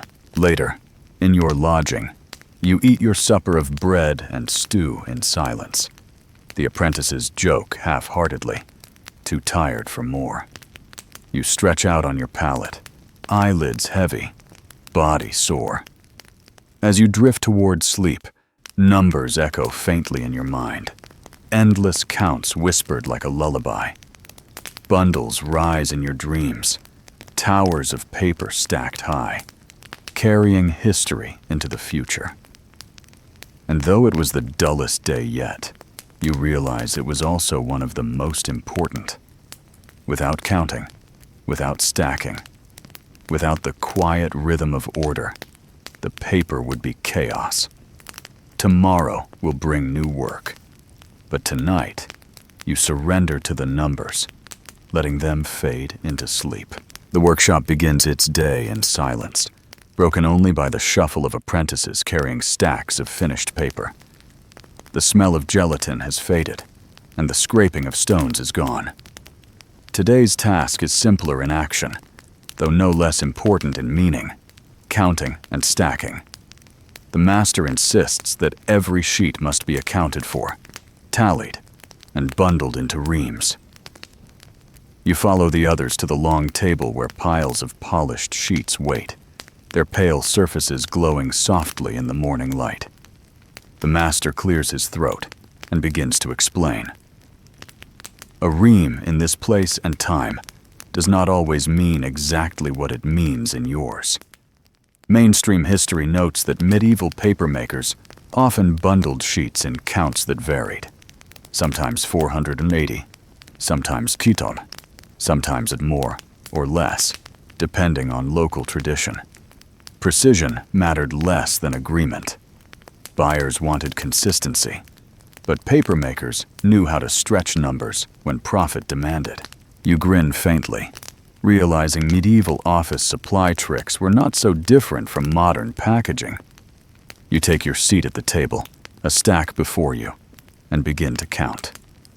The sheets slide smoothly against each other, whispering faintly as they shift.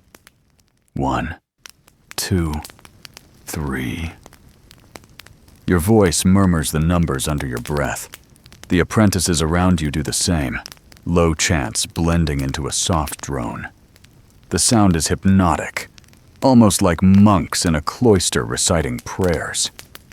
Yet instead of scripture, you pray to the gods of consistency, begging not to lose count halfway through. You do lose count halfway through. Everyone does. A laugh ripples through the apprentices as one groans, starting over. The master frowns, unimpressed. You sigh and begin again, slower this time, careful not to let your mind wander. Still, boredom creeps in, and soon you are daydreaming while your lips move. The numbers run together, blending into nothing. You shake your head, blinking back focus, and press onward. Stacks rise steadily on the table. Each bundle is tied with thin cords, edges tapped straight with careful hands. The piles grow taller, neat as soldiers standing in rows. You lift one and feel the weight, surprisingly heavy for something so thin. A whole ream pressed against your chest feels solid, almost imposing. You imagine carrying several through the streets and pity your future self. Historians still argue whether papermakers sold their sheets mostly to local scribes or exported them quickly to larger markets like Venice. Some evidence suggests Bologna's guild kept close control, ensuring every ream carried its mark of approval. Other sources hint at private sales, bundles slipping quietly into merchants' carts bound for distant cities. You picture both possibilities: a scholar buying a single sheet, trembling at the cost, or a Venetian trader piling stacks into crates for ships. Both are plausible, and both begin here, in the dull rhythm of counting. You pause, flexing your fingers, then resume. The sheets are cool against your skin, smooth yet faintly ridged from the mold. They smell faintly of linen still, though softened by days of drying. As you slide each into place, you marvel at their transformation once more. These thin leaves began as rags, trudged through vats, endured presses, baths, stones. Now they lie ready, blank and waiting, each one a promise of words to come. An apprentice beside you mutters that he dreams of paper at night, endless stacks chasing him down alleys.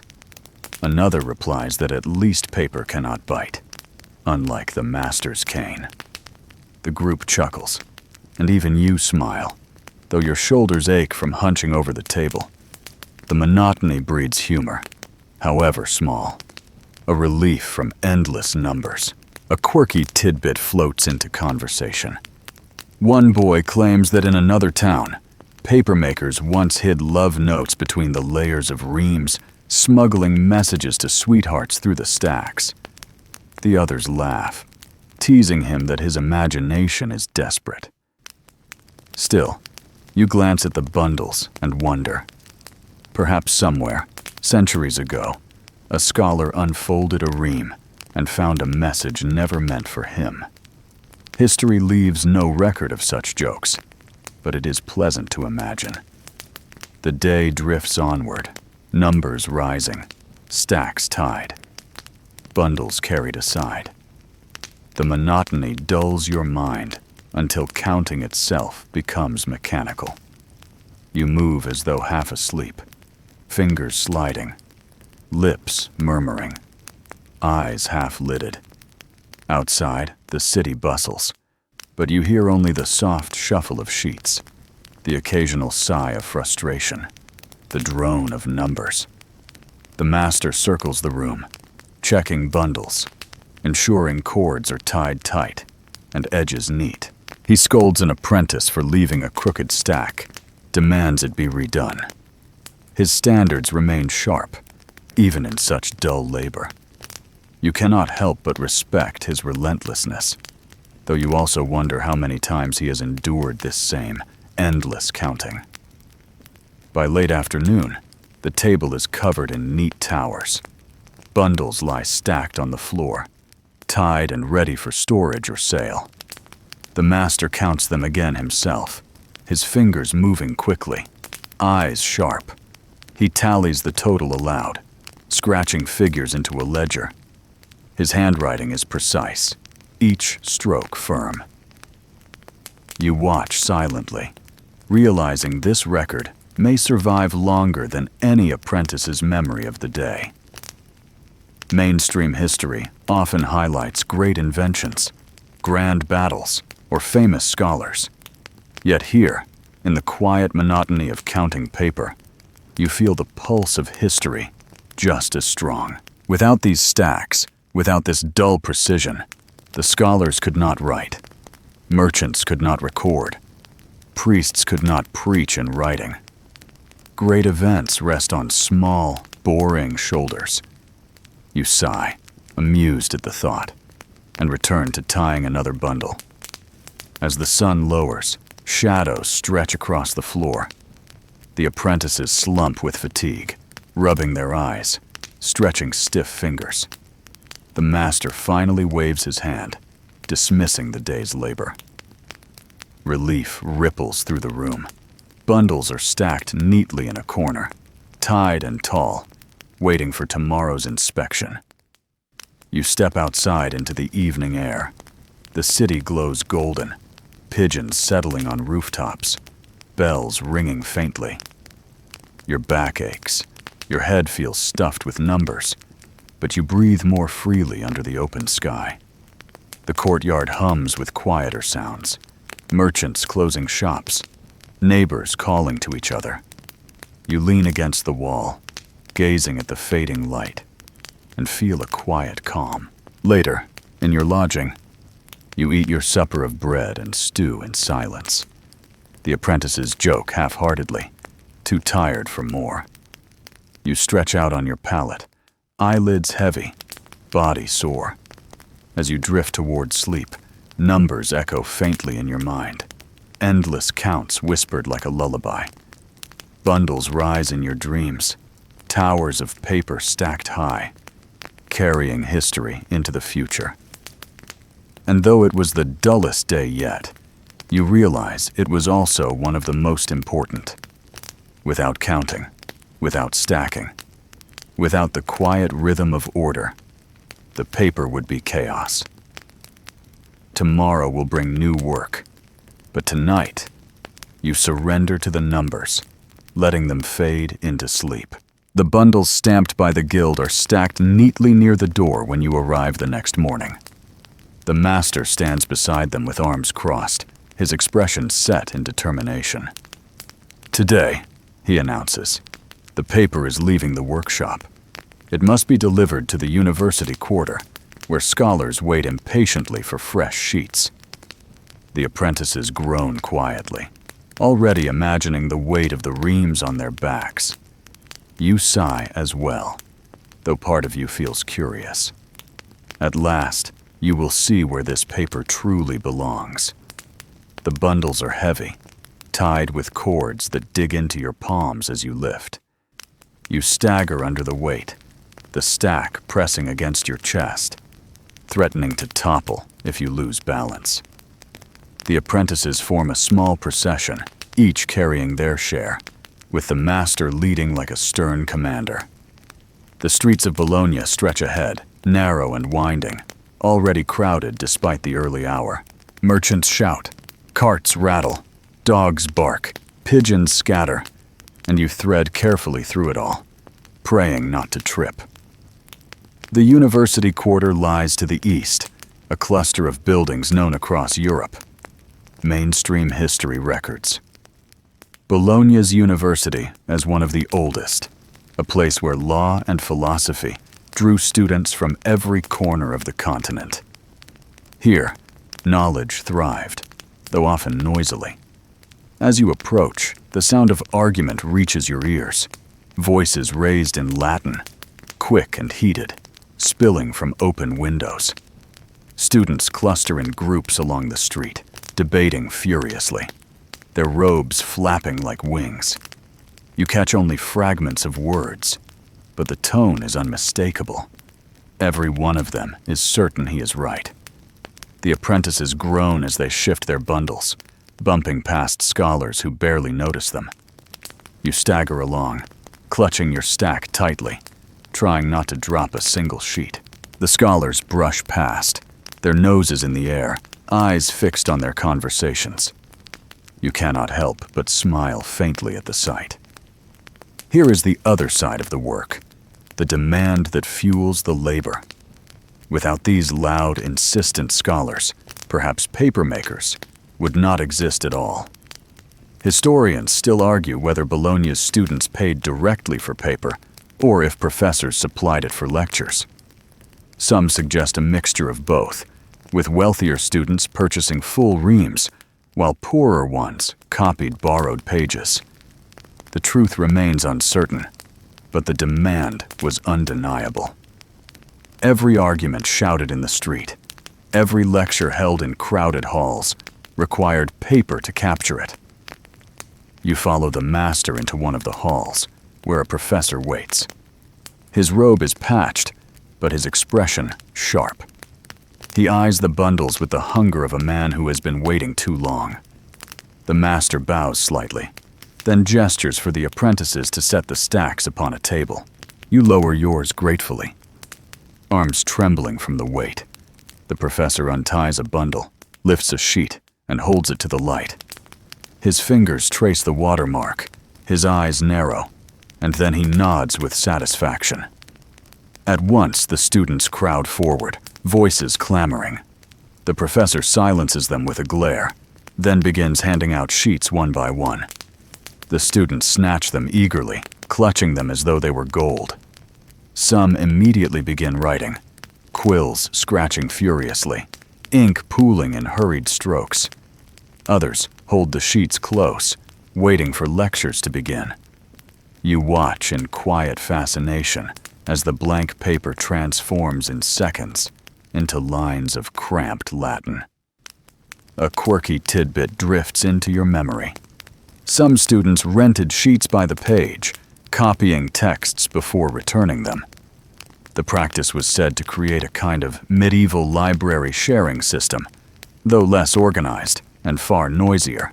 You imagine these very scholars rushing to scribble notes, then passing their sheets along, smudges and all, to the next eager hand. The master speaks briefly with the professor, negotiating prices, arranging future deliveries.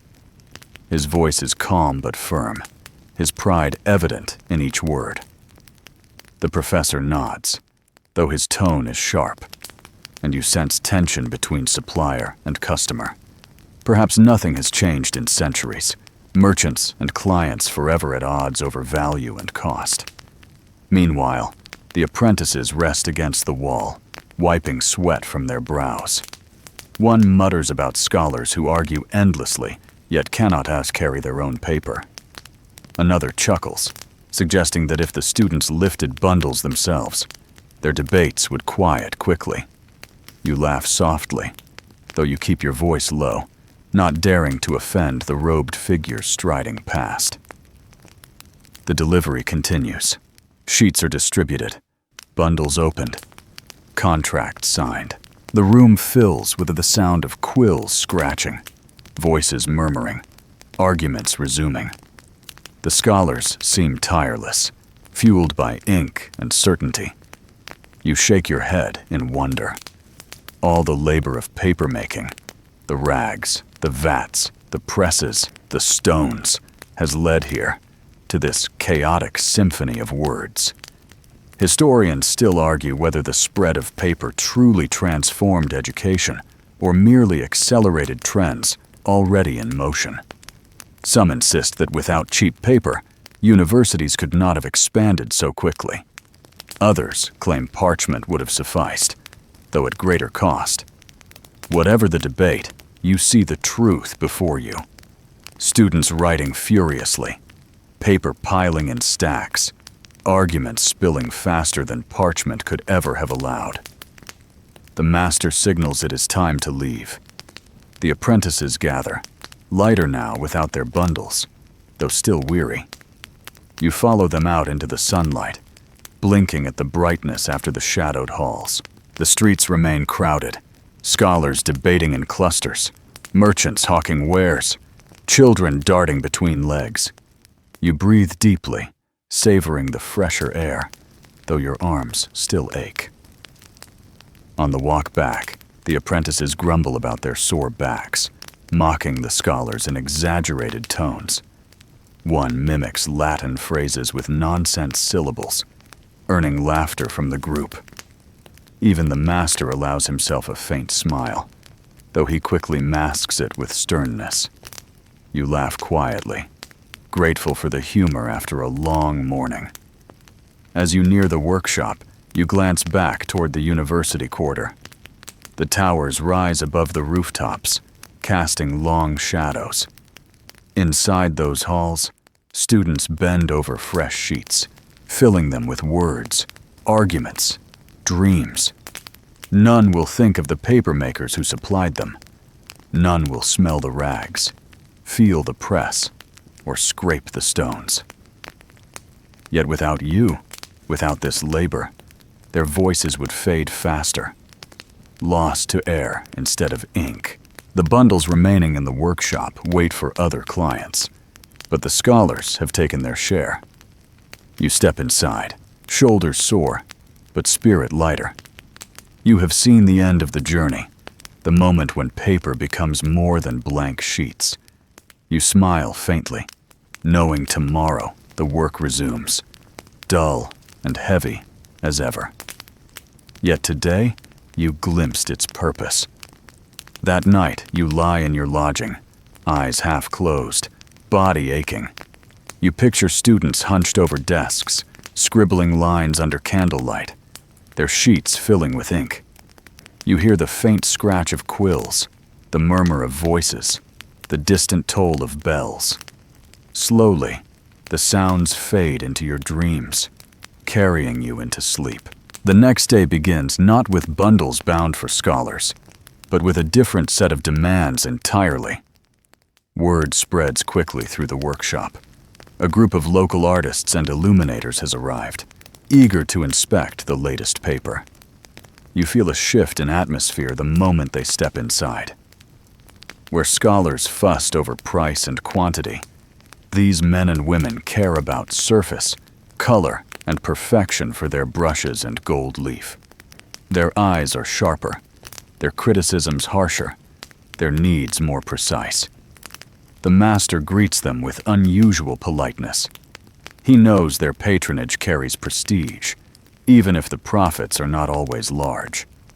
Mainstream history notes that illuminators and book decorators were among the most demanding clients, insisting on sheets that could withstand multiple layers of pigment and delicate application of gilding. You glance at the stacks of polished sheets and wonder how many will survive their scrutiny. One artist, a thin man with ink-stained fingers, picks up a sheet and holds it to the light. He runs his hand across the surface, frowning at the faint ridges left by the mold.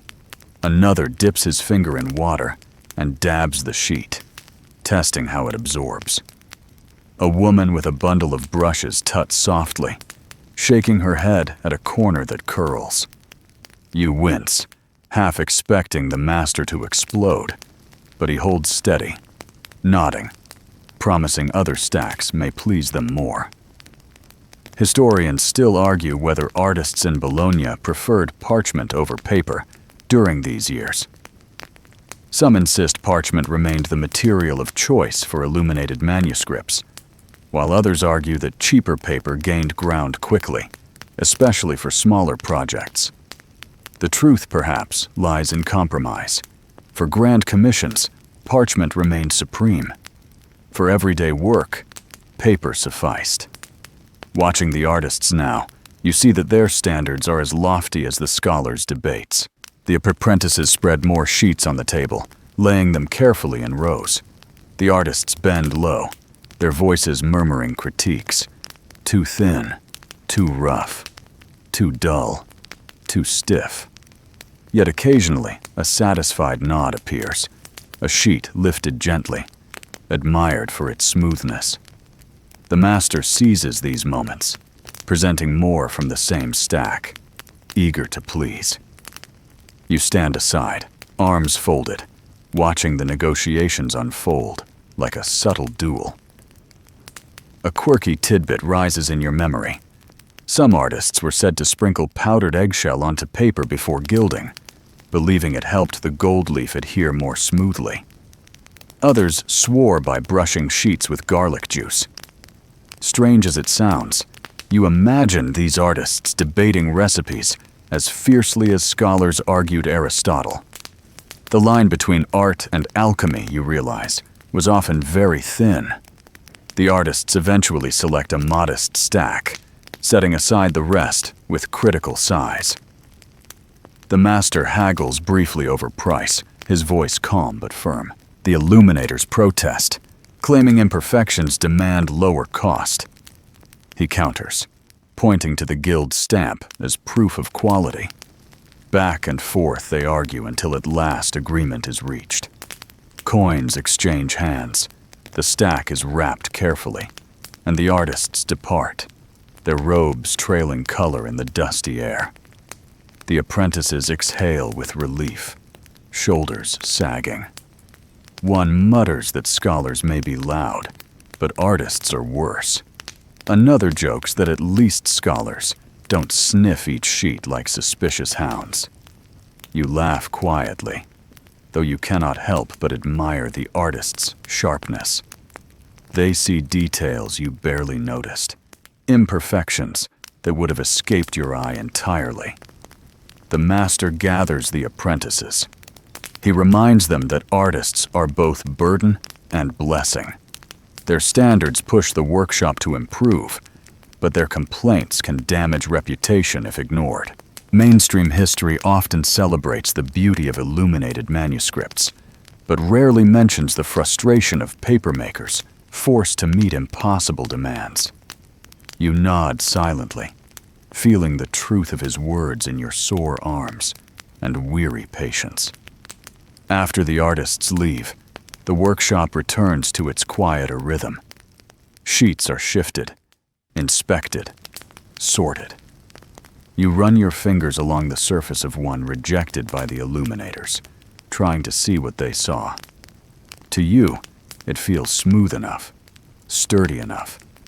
Yet you admit the faint ridges remain, subtle but real. Perhaps art demands what daily writing does not. Perhaps boredom sharpens into beauty when patience is endless. The afternoon drags with smaller tasks. Sheets are stacked, cords retied, tools cleaned. The apprentices chatter idly, mocking the artists in exaggerated voices. One imitates the woman's dramatic sighs. Another mimics the thin man's sharp frown. Laughter ripples through the room, easing the tension. Even the master allows a faint smile before silencing them with a raised hand. The memory of scrutiny still lingers, though softened now by humor. Historians still argue whether Bologna's papermakers sought prestige through serving artists, or whether they preferred the steady, less fussy business of scholars and merchants. Perhaps both were necessary. Prestige built reputation, while steady sales paid the bills. You think of the master's careful politeness and realize he knows this balance well. Every sheet, whether covered in gold or ink, carried his name in silence. The sun lowers outside, painting the courtyard in warm light. You step out briefly, stretching your stiff back, inhaling the evening air. The city bustles as always, merchants closing shops, children laughing in the streets, pigeons cooing from rooftops. You glance back at the workshop and see the stacks of paper glowing faintly in the sun. For a moment they look almost like treasure, though no one would call them that. You smile faintly at the thought. As night falls, the apprentices gather for supper. The conversation lingers on the artist's visit, their complaints, their demands. Yet beneath the grumbling, you sense pride. If the sheets were not valuable, no one would argue so fiercely. You eat your bread and stew in silence, listening, smiling faintly. When you lie down later, the memory of the day drifts through your mind. The artist's sharp voices, the rustle of sheets, the glow of paper in the fading light. You think of future manuscripts, pages filled with colors and gold, admired in distant centuries. And though your own role was small, you know you touched the beginnings of beauty. Your eyes close, your breathing slows, and the quiet of the workshop returns in memory. Sheets lie waiting, blank and patient, ready for scholars or artists alike. You drift into sleep, carried by the soft whisper of paper. The master wakes you earlier than usual, his voice sharp in the dim light. Today, he announces, is market day. The bundles stamped by the guild must be carried beyond the university quarter, beyond the artists' workshops, and into the heart of Bologna's trade. You stretch your aching limbs, already dreading the weight of reams against your back. Still, curiosity sparks inside you. The workshop is only one link in a larger chain, and today you will glimpse the paths paper travels beyond its birthplace. The apprentices load the bundles onto carts, tying them securely with ropes. The wood creaks under the weight, and the horses snort impatiently. You join the procession as it leaves the narrow lanes of your quarter and heads toward the open market square. Bologna's towers rise above you, tall and leaning, casting long shadows across the cobblestones. The air hums with noise, vendors shouting, bells tolling, carts rattling, children laughing. The market smells of spices, cheese, meat, and smoke. Compared to the damp musk of the workshop, it is dizzying, almost overwhelming. Mainstream history records that Bologna's paper found its way to Venice, to Florence, to Paris, and beyond. Here, in the crowded market, you see the beginning of that journey. Merchants from across Italy and farther afield crowd the square, their stalls stacked with goods. You glimpse bolts of silk, barrels of olives, sacks of grain, jars of honey. Everywhere there is motion, color, noise. The apprentices grunt as they push the cart forward, weaving through the crowd toward a stall marked by the guild's emblem. The guild maintains a presence here, overseeing sales, ensuring fair prices, collecting fees. The master greets the guild merchant with cautious respect. Negotiations begin almost immediately. The merchant examines the bundles, tugging at cords, lifting sheets, peering closely at surfaces. He taps the guild stamp with his finger, nodding slowly. Then he names a price. The master counters, his voice calm but firm. Back and forth they go, voices low but sharp, each refusing to yield. You watch, fascinated, realizing this dance is as much part of papermaking as pounding rags or pressing sheets. Historians still argue whether Bologna dominated the paper trade in northern Italy, or whether it was simply one competitor among many. Fabriano, Venice, and Florence all claimed their share, each city boasting of quality or innovation. The truth, as always, is blurred. Paper flowed along many routes, carried by merchants who cared less about civic pride and more about profit. Here, watching the merchant and the master haggle, you see how little romance lies in trade. It is all weight, price, and reputation. At last, agreement is reached. Coins change hands, heavy and clinking. The bundles are lifted onto another cart, bound now not for scholars or artists, but for the road. You follow as the merchant's men prepare them for transport. Thick cloths are draped over the stacks, ropes pulled tight, wheels checked. The merchant mutters about Venice, about ships waiting, about buyers eager across the sea. You imagine the paper's journey, through mountain passes, across rivers, into ports, onto galleys bound for distant shores. A quirky tidbit surfaces from memory. Some merchants used to wrap bundles of paper in animal hides to protect them on long journeys, while others packed them with herbs to deter insects. You chuckle softly, imagining a Venetian scribe unwrapping a bundle that smells faintly of rosemary or thyme. Perhaps somewhere, centuries later, a scholar puzzled over a faint herbal scent on his lecture notes. The apprentices rest briefly as the merchant's men finish their work. You sit on the edge of the cart, legs dangling, watching the market swirl around you. A juggler tosses knives to an impressed crowd. A baker sells hot bread, steam rising from the loaves. A pair of monks argue loudly over the price of fish. The chaos of commerce hums in your ears, a living heartbeat of the city. The master gathers the apprentices again, reminding them that paper is not just craft, but trade. Without merchants, the sheets would rot in the workshop, unbought, unread. He speaks with a mixture of pride and caution. Paper may carry knowledge, but coins carry survival. You nod silently, recognizing the truth in his words. As the sun climbs higher, the cart bearing your bundles rattles out of the square. You walk beside it for a time, listening to the horse's hooves strike stone, watching the wheels jolt over cobbles. Beyond the city walls, the road stretches, dusty and uneven. Traders shout as they pass, some bound for Florence, others for Venice, others still for distant lands. The thought of your sheets traveling with them fills you with quiet wonder. Somewhere, far away, someone will one day hold a page you helped create. Historians still argue whether the spread of paper truly transformed trade or merely accelerated processes already underway. Some insist it allowed merchants to keep accounts more reliably, spreading trust and contracts across Europe.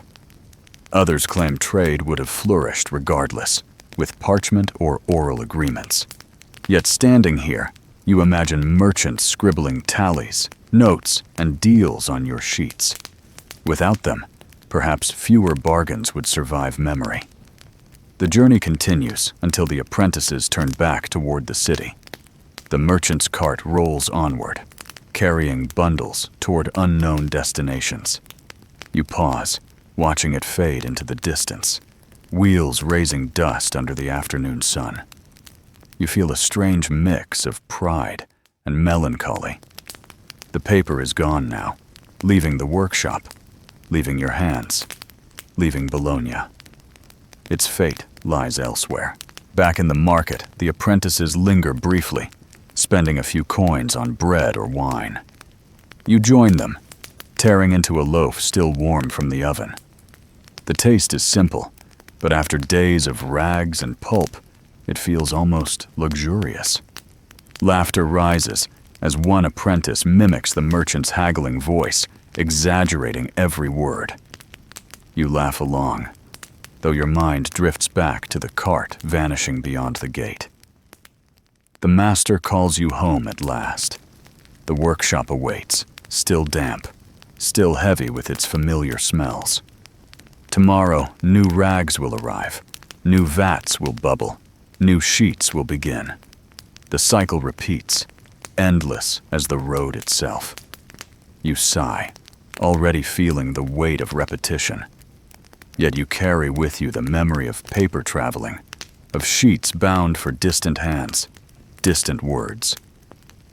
That evening, you sit outside your lodging, watching the sky darken.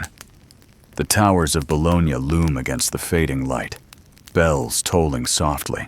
You imagine the paper already far along the road, bouncing in its cart, destined for merchants, scribes, poets, or perhaps nothing more than forgotten lists. The thought soothes you, dull yet comforting.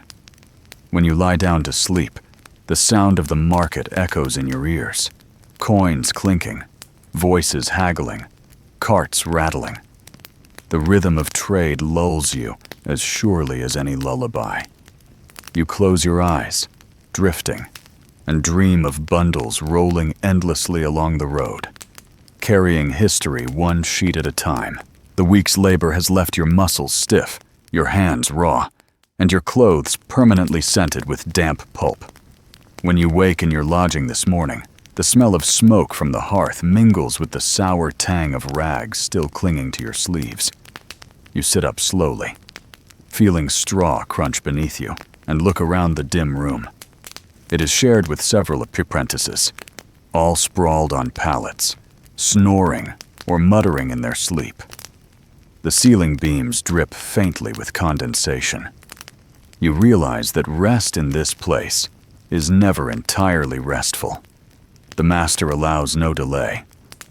Soon you are back in the workshop, but the day is not consumed entirely by vats or presses. Instead, there is quieter work. Tidying tools, folding felts, brushing dust from bundles. The apprentices grumble, their voices flat with fatigue. You feel it too, the heavy weariness that seeps from bone to spirit. Still, the tasks must be done. By midday, the master dismisses you, and you shuffle back to the lodging. Here you see more clearly the life of papermakers beyond the workshop. The building is cramped, its rooms filled with smoke from a central hearth.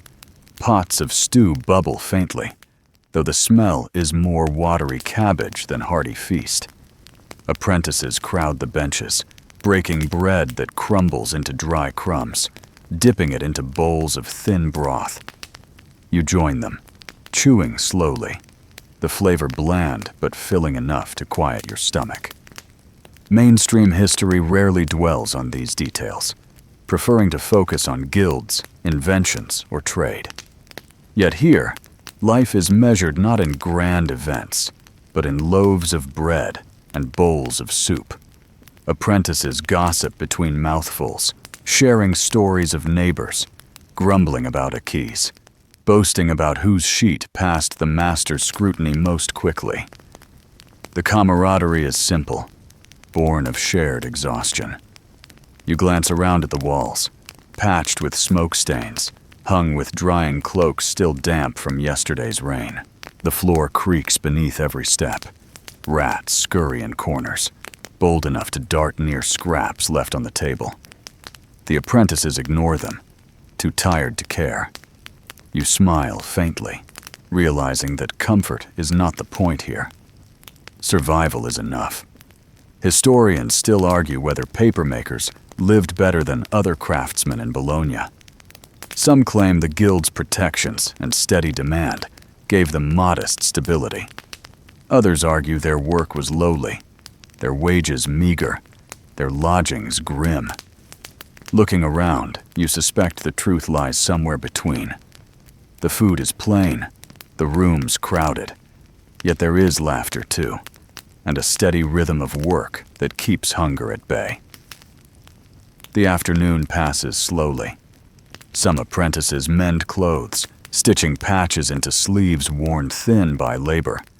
Others collapse on their pallets, snoring almost instantly. You join a group by the hearth, where someone tells a story of a papermaker in Florence who supposedly drowned in his own vat of pulp. The others laugh darkly, calling it a fitting end. You shake your head, amused and uneasy at once. A quirky tidbit, perhaps, but one that feels too plausible in a world of endless water and heavy vats. Later, you step outside into the narrow lane. The air is cool, heavy with the scent of wood smoke and damp stone. Neighbors lean from windows, gossiping across the street. Children chase each other, their bare feet slapping against cobblestones. A woman hangs laundry, water dripping steadily from shirts and tunics. Life in Bologna hums around you, simple, noisy, indifferent.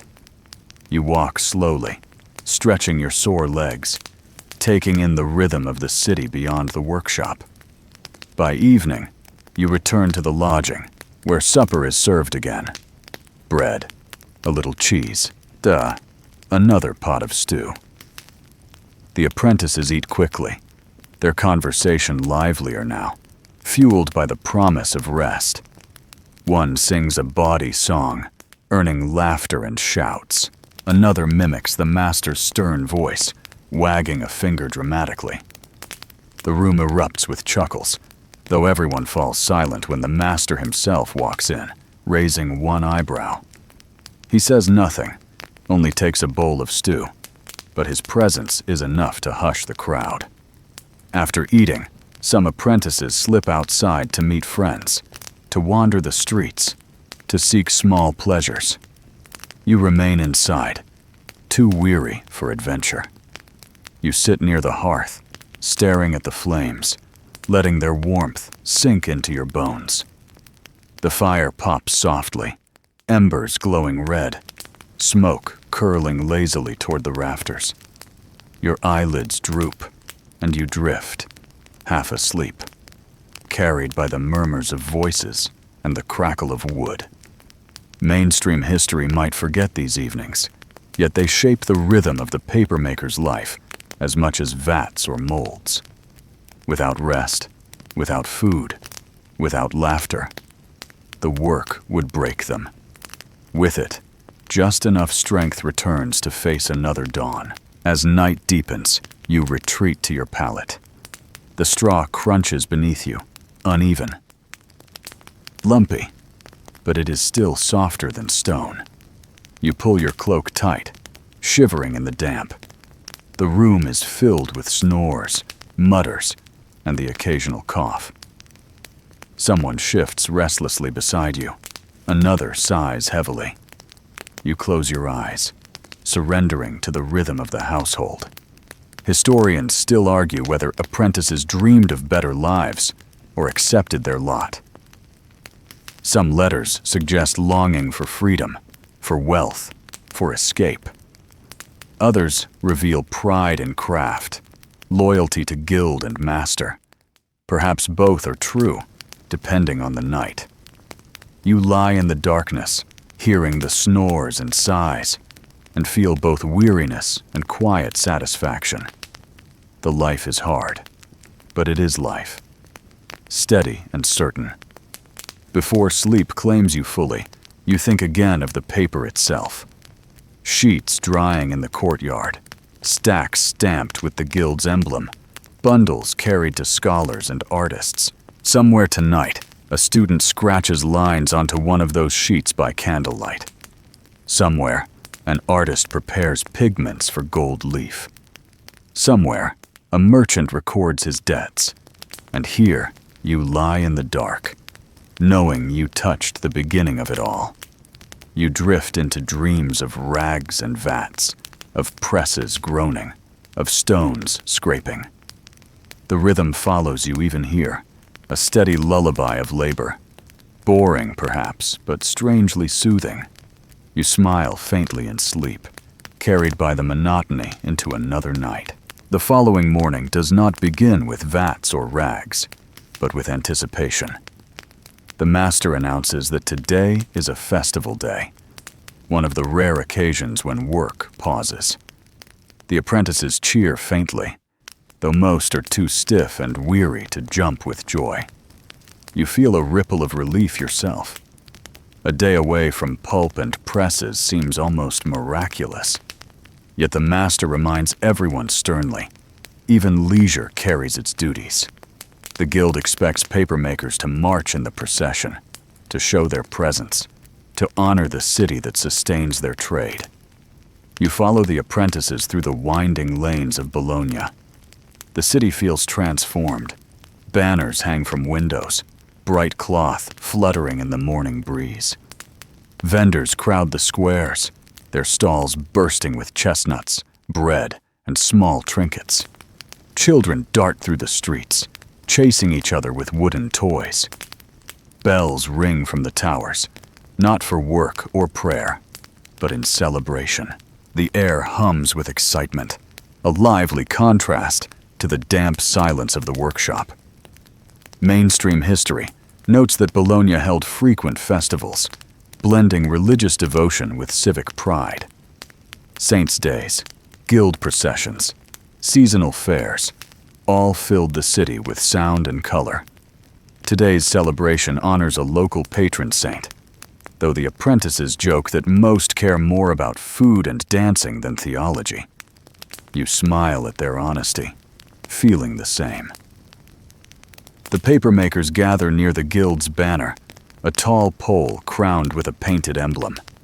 The master ensures everyone's tunics are brushed, cloaks straightened, hands relatively clean. You glance around at the other guilds forming lines. Bakers with loaves carried proudly, smiths with gleaming tools, weavers with bolts of cloth. Each group claims its place in the city's order, and each displays the fruits of its labor. You hold your head higher than usual, remembering the stacks of paper stamped with approval, destined for scholars and merchants alike. The procession begins. Drums beat steadily, pipes shrill, voices rise in chants. The guild banners sway overhead as the lines march through the streets. Crowds cheer, clapping, tossing flowers. You walk with the apprentices, your steps matching theirs, your chest oddly proud despite the monotony of the trade. For a brief moment, you feel part of something larger than rags and pulp. You are a piece of the city's living fabric, woven into its history. Historians still argue whether guild processions were more about faith or about civic politics. Some see them as genuine acts of devotion, others as public relations designed to assert influence. Watching the guilds march, you suspect the truth is both. Pride and piety mingle freely here, each step a reminder that work shapes not only lives, but also identities. After the procession, the apprentices scatter into the square, eager for food and games. You follow them to a vendor, roasting chestnuts over a crackling fire. The smell is irresistible, nutty and sweet. You trade a coin for a small paper cone filled with steaming nuts, the heat warming your hands through the thin wrapping. You crack one open, savoring its soft flesh, smoky and rich. Compared to cabbage stew and stale bread, it tastes like luxury. Nearby, musicians strike up lively tunes. Fiddles and drums call couples into the square, spinning in circles, laughing, stumbling over cobblestones. The apprentices join in, awkward but joyful, their fatigue forgotten for a few hours. You watch, smiling, then let yourself be pulled into the whirl. The rhythm carries you, clumsy steps smoothing as laughter bubbles in your chest. The city spins around you, bright banners, cheering voices, golden sunlight glinting from tower windows. A quirky tidbit drifts into your thoughts. Some chronicles note that festivals were often excuses for guild rivalries, with contests of strength, parades of wealth, even staged quarrels. You glance toward the smiths, who display their tools like weapons, and the bakers, who hand out loaves proudly. The papermakers have little to show but sheets, yet you imagine waving them like flags, blank but proud. Perhaps boredom itself could be a badge of honor. As the afternoon wears on, the apprentices wander from stall to stall. They gnaw roasted meats, sip watered wine, laugh with girls leaning from balconies. You sample honey cakes, sticky and sweet, crumbling in your fingers. The taste lingers, a pleasant contrast to the endless blandness of daily meals. Children run past, tossing straw hats, their laughter echoing across the square. You feel lighter than you have in days, your body moving without the ache of presses or vats. Yet beneath the joy, you notice something else. The master remains slightly apart, watching with folded arms. His eyes measure the apprentices, ensuring they do not drink too deeply, ensuring no fights break out. Pride mingles with caution in his face. You realize festivals are not only release, but also responsibility. The guild's honor is on display. One drunken misstep, one quarrel too loud, could tarnish reputation as much as a ruined ream. Historians still argue whether guild festivals strengthened solidarity or masked tensions beneath. Some claim they bound apprentices and masters together. Others, that they only highlighted differences. Watching the master and the apprentices now, you see both sides. Unity in marching, division in leisure. A balance as fragile as wet paper. The evening approaches, and torches are lit across the square. Their flames flicker against the stone walls, casting long shadows. Musicians play slower tunes now, couples swaying gently. Vendors pack their stalls, but wine still flows freely. The apprentices, tired from dancing, slump against walls, grinning, their bellies full. You sit beside them, chestnuts gone, honey cake lingering on your tongue. The warmth of the fire seeps into your bones, and you sigh with contentment. The master finally calls everyone together. His voice is firm, but not harsh. The day has been long, he says, but tomorrow work resumes. Groans ripple through the apprentices, but no one argues. They know the rhythm of life is unchanging. Festivals brighten it briefly, but the vats and presses. Wait. You rise slowly, stretching, and follow the group back through the winding streets. The city feels softer now, hushed by evening.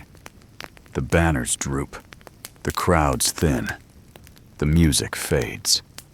Only the flicker of torches remains, casting warm glows against damp stone.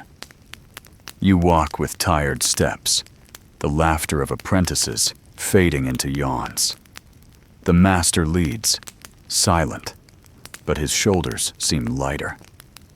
Even he has absorbed some of the festival's warmth. Back in the lodging, the apprentices collapse onto their pallets, still grinning in sleep. You settle onto your own straw bed, cloak pulled tight, body weary but satisfied. The sounds of the festival echo faintly in your ears. Music, laughter, bells. They fade slowly, replaced by the familiar rhythm of snores and murmurs. As you drift into sleep, you realize that even boredom needs interruption. Even monotony needs pause. Without days like this, the vats and presses would crush the spirit. With them, even a papermaker can laugh, dance, and taste sweetness before returning to damp labor. You close your eyes, breathing slowly, and let the memory of banners and chestnuts carry you into dreams. The rhythm of the festival lingers, blending with the rhythm of work, both parts of the same endless song. The week ends as it began, with damp air pressing against your skin and the steady rhythm of work echoing in your ears. Yet something feels different now. The bundles stacked in the workshop carry not only weight, but meaning. Each one the record of days spent bending, lifting, pressing, polishing.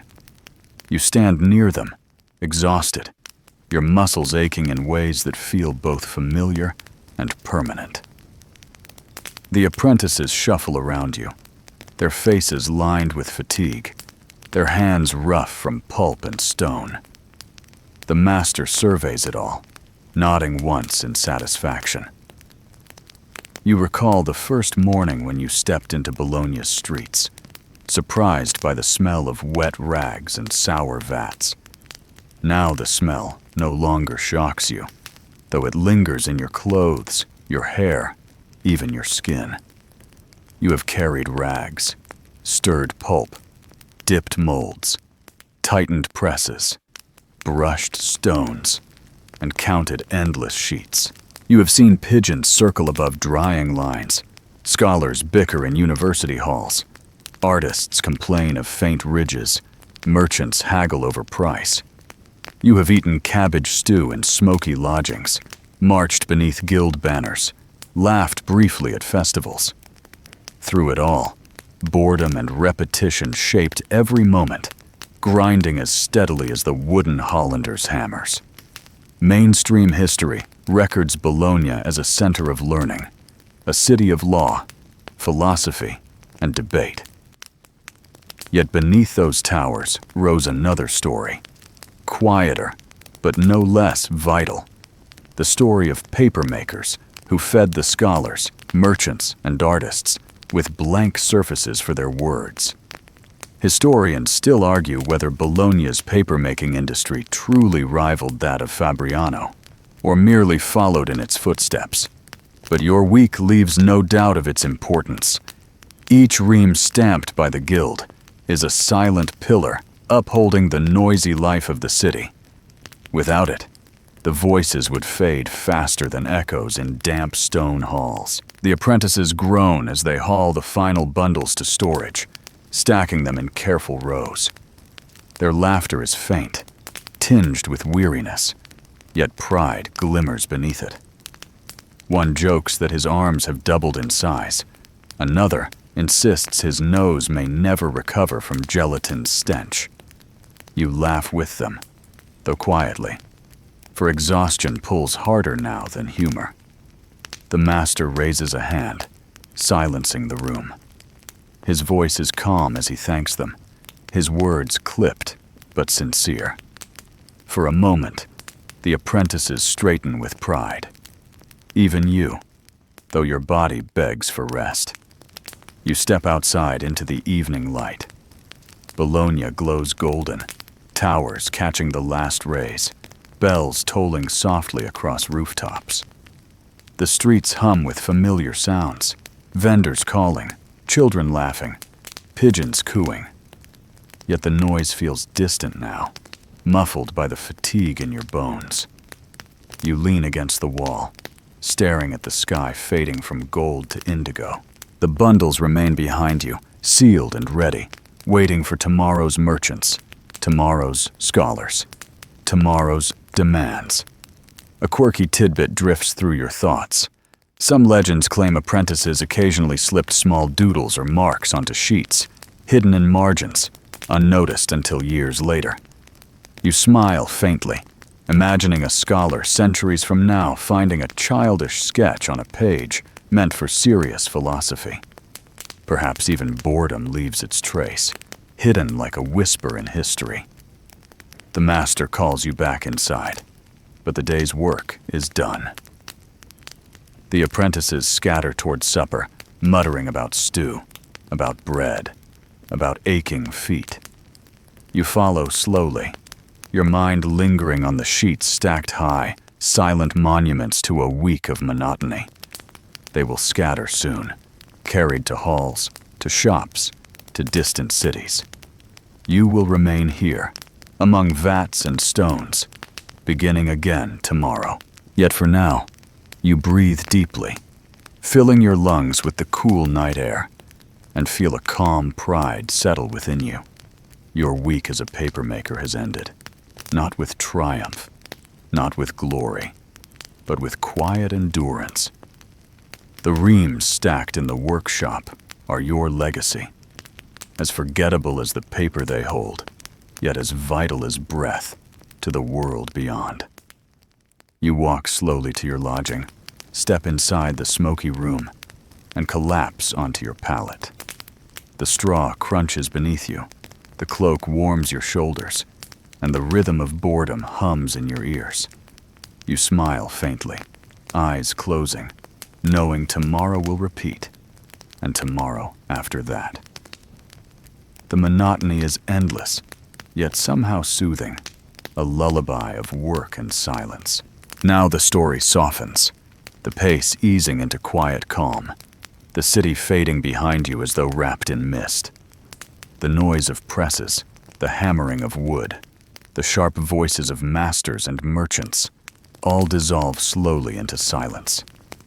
What remains is the faint rustle of sheets, the whisper of paper against paper, the sound so soft it becomes almost indistinguishable from breath.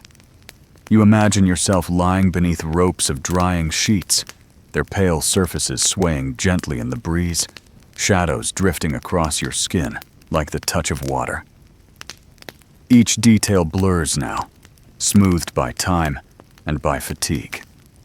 The smell of rags fades, the sting of gelatin recedes, the weight of stones and presses slips away.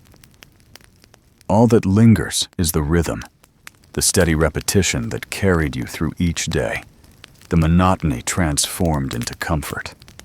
Your body loosens, your thoughts slow, and the images of vats, of ropes, of stacks become dreamlike, distant, no longer burdens but gentle companions. The night deepens around you, shadows soft and cool, silence stretching like a blanket across the city. Bells toll faintly, then fade, leaving only stillness. You feel your breath slow, steady, joining the rhythm of rest. There is nothing left to carry, nothing left to count, nothing left to polish. Only the simple assurance that tomorrow may come. And if it does, the rhythm will return, as patient and quiet as ever. For now, you drift, safe in stillness, the story folded gently away like a finished sheet.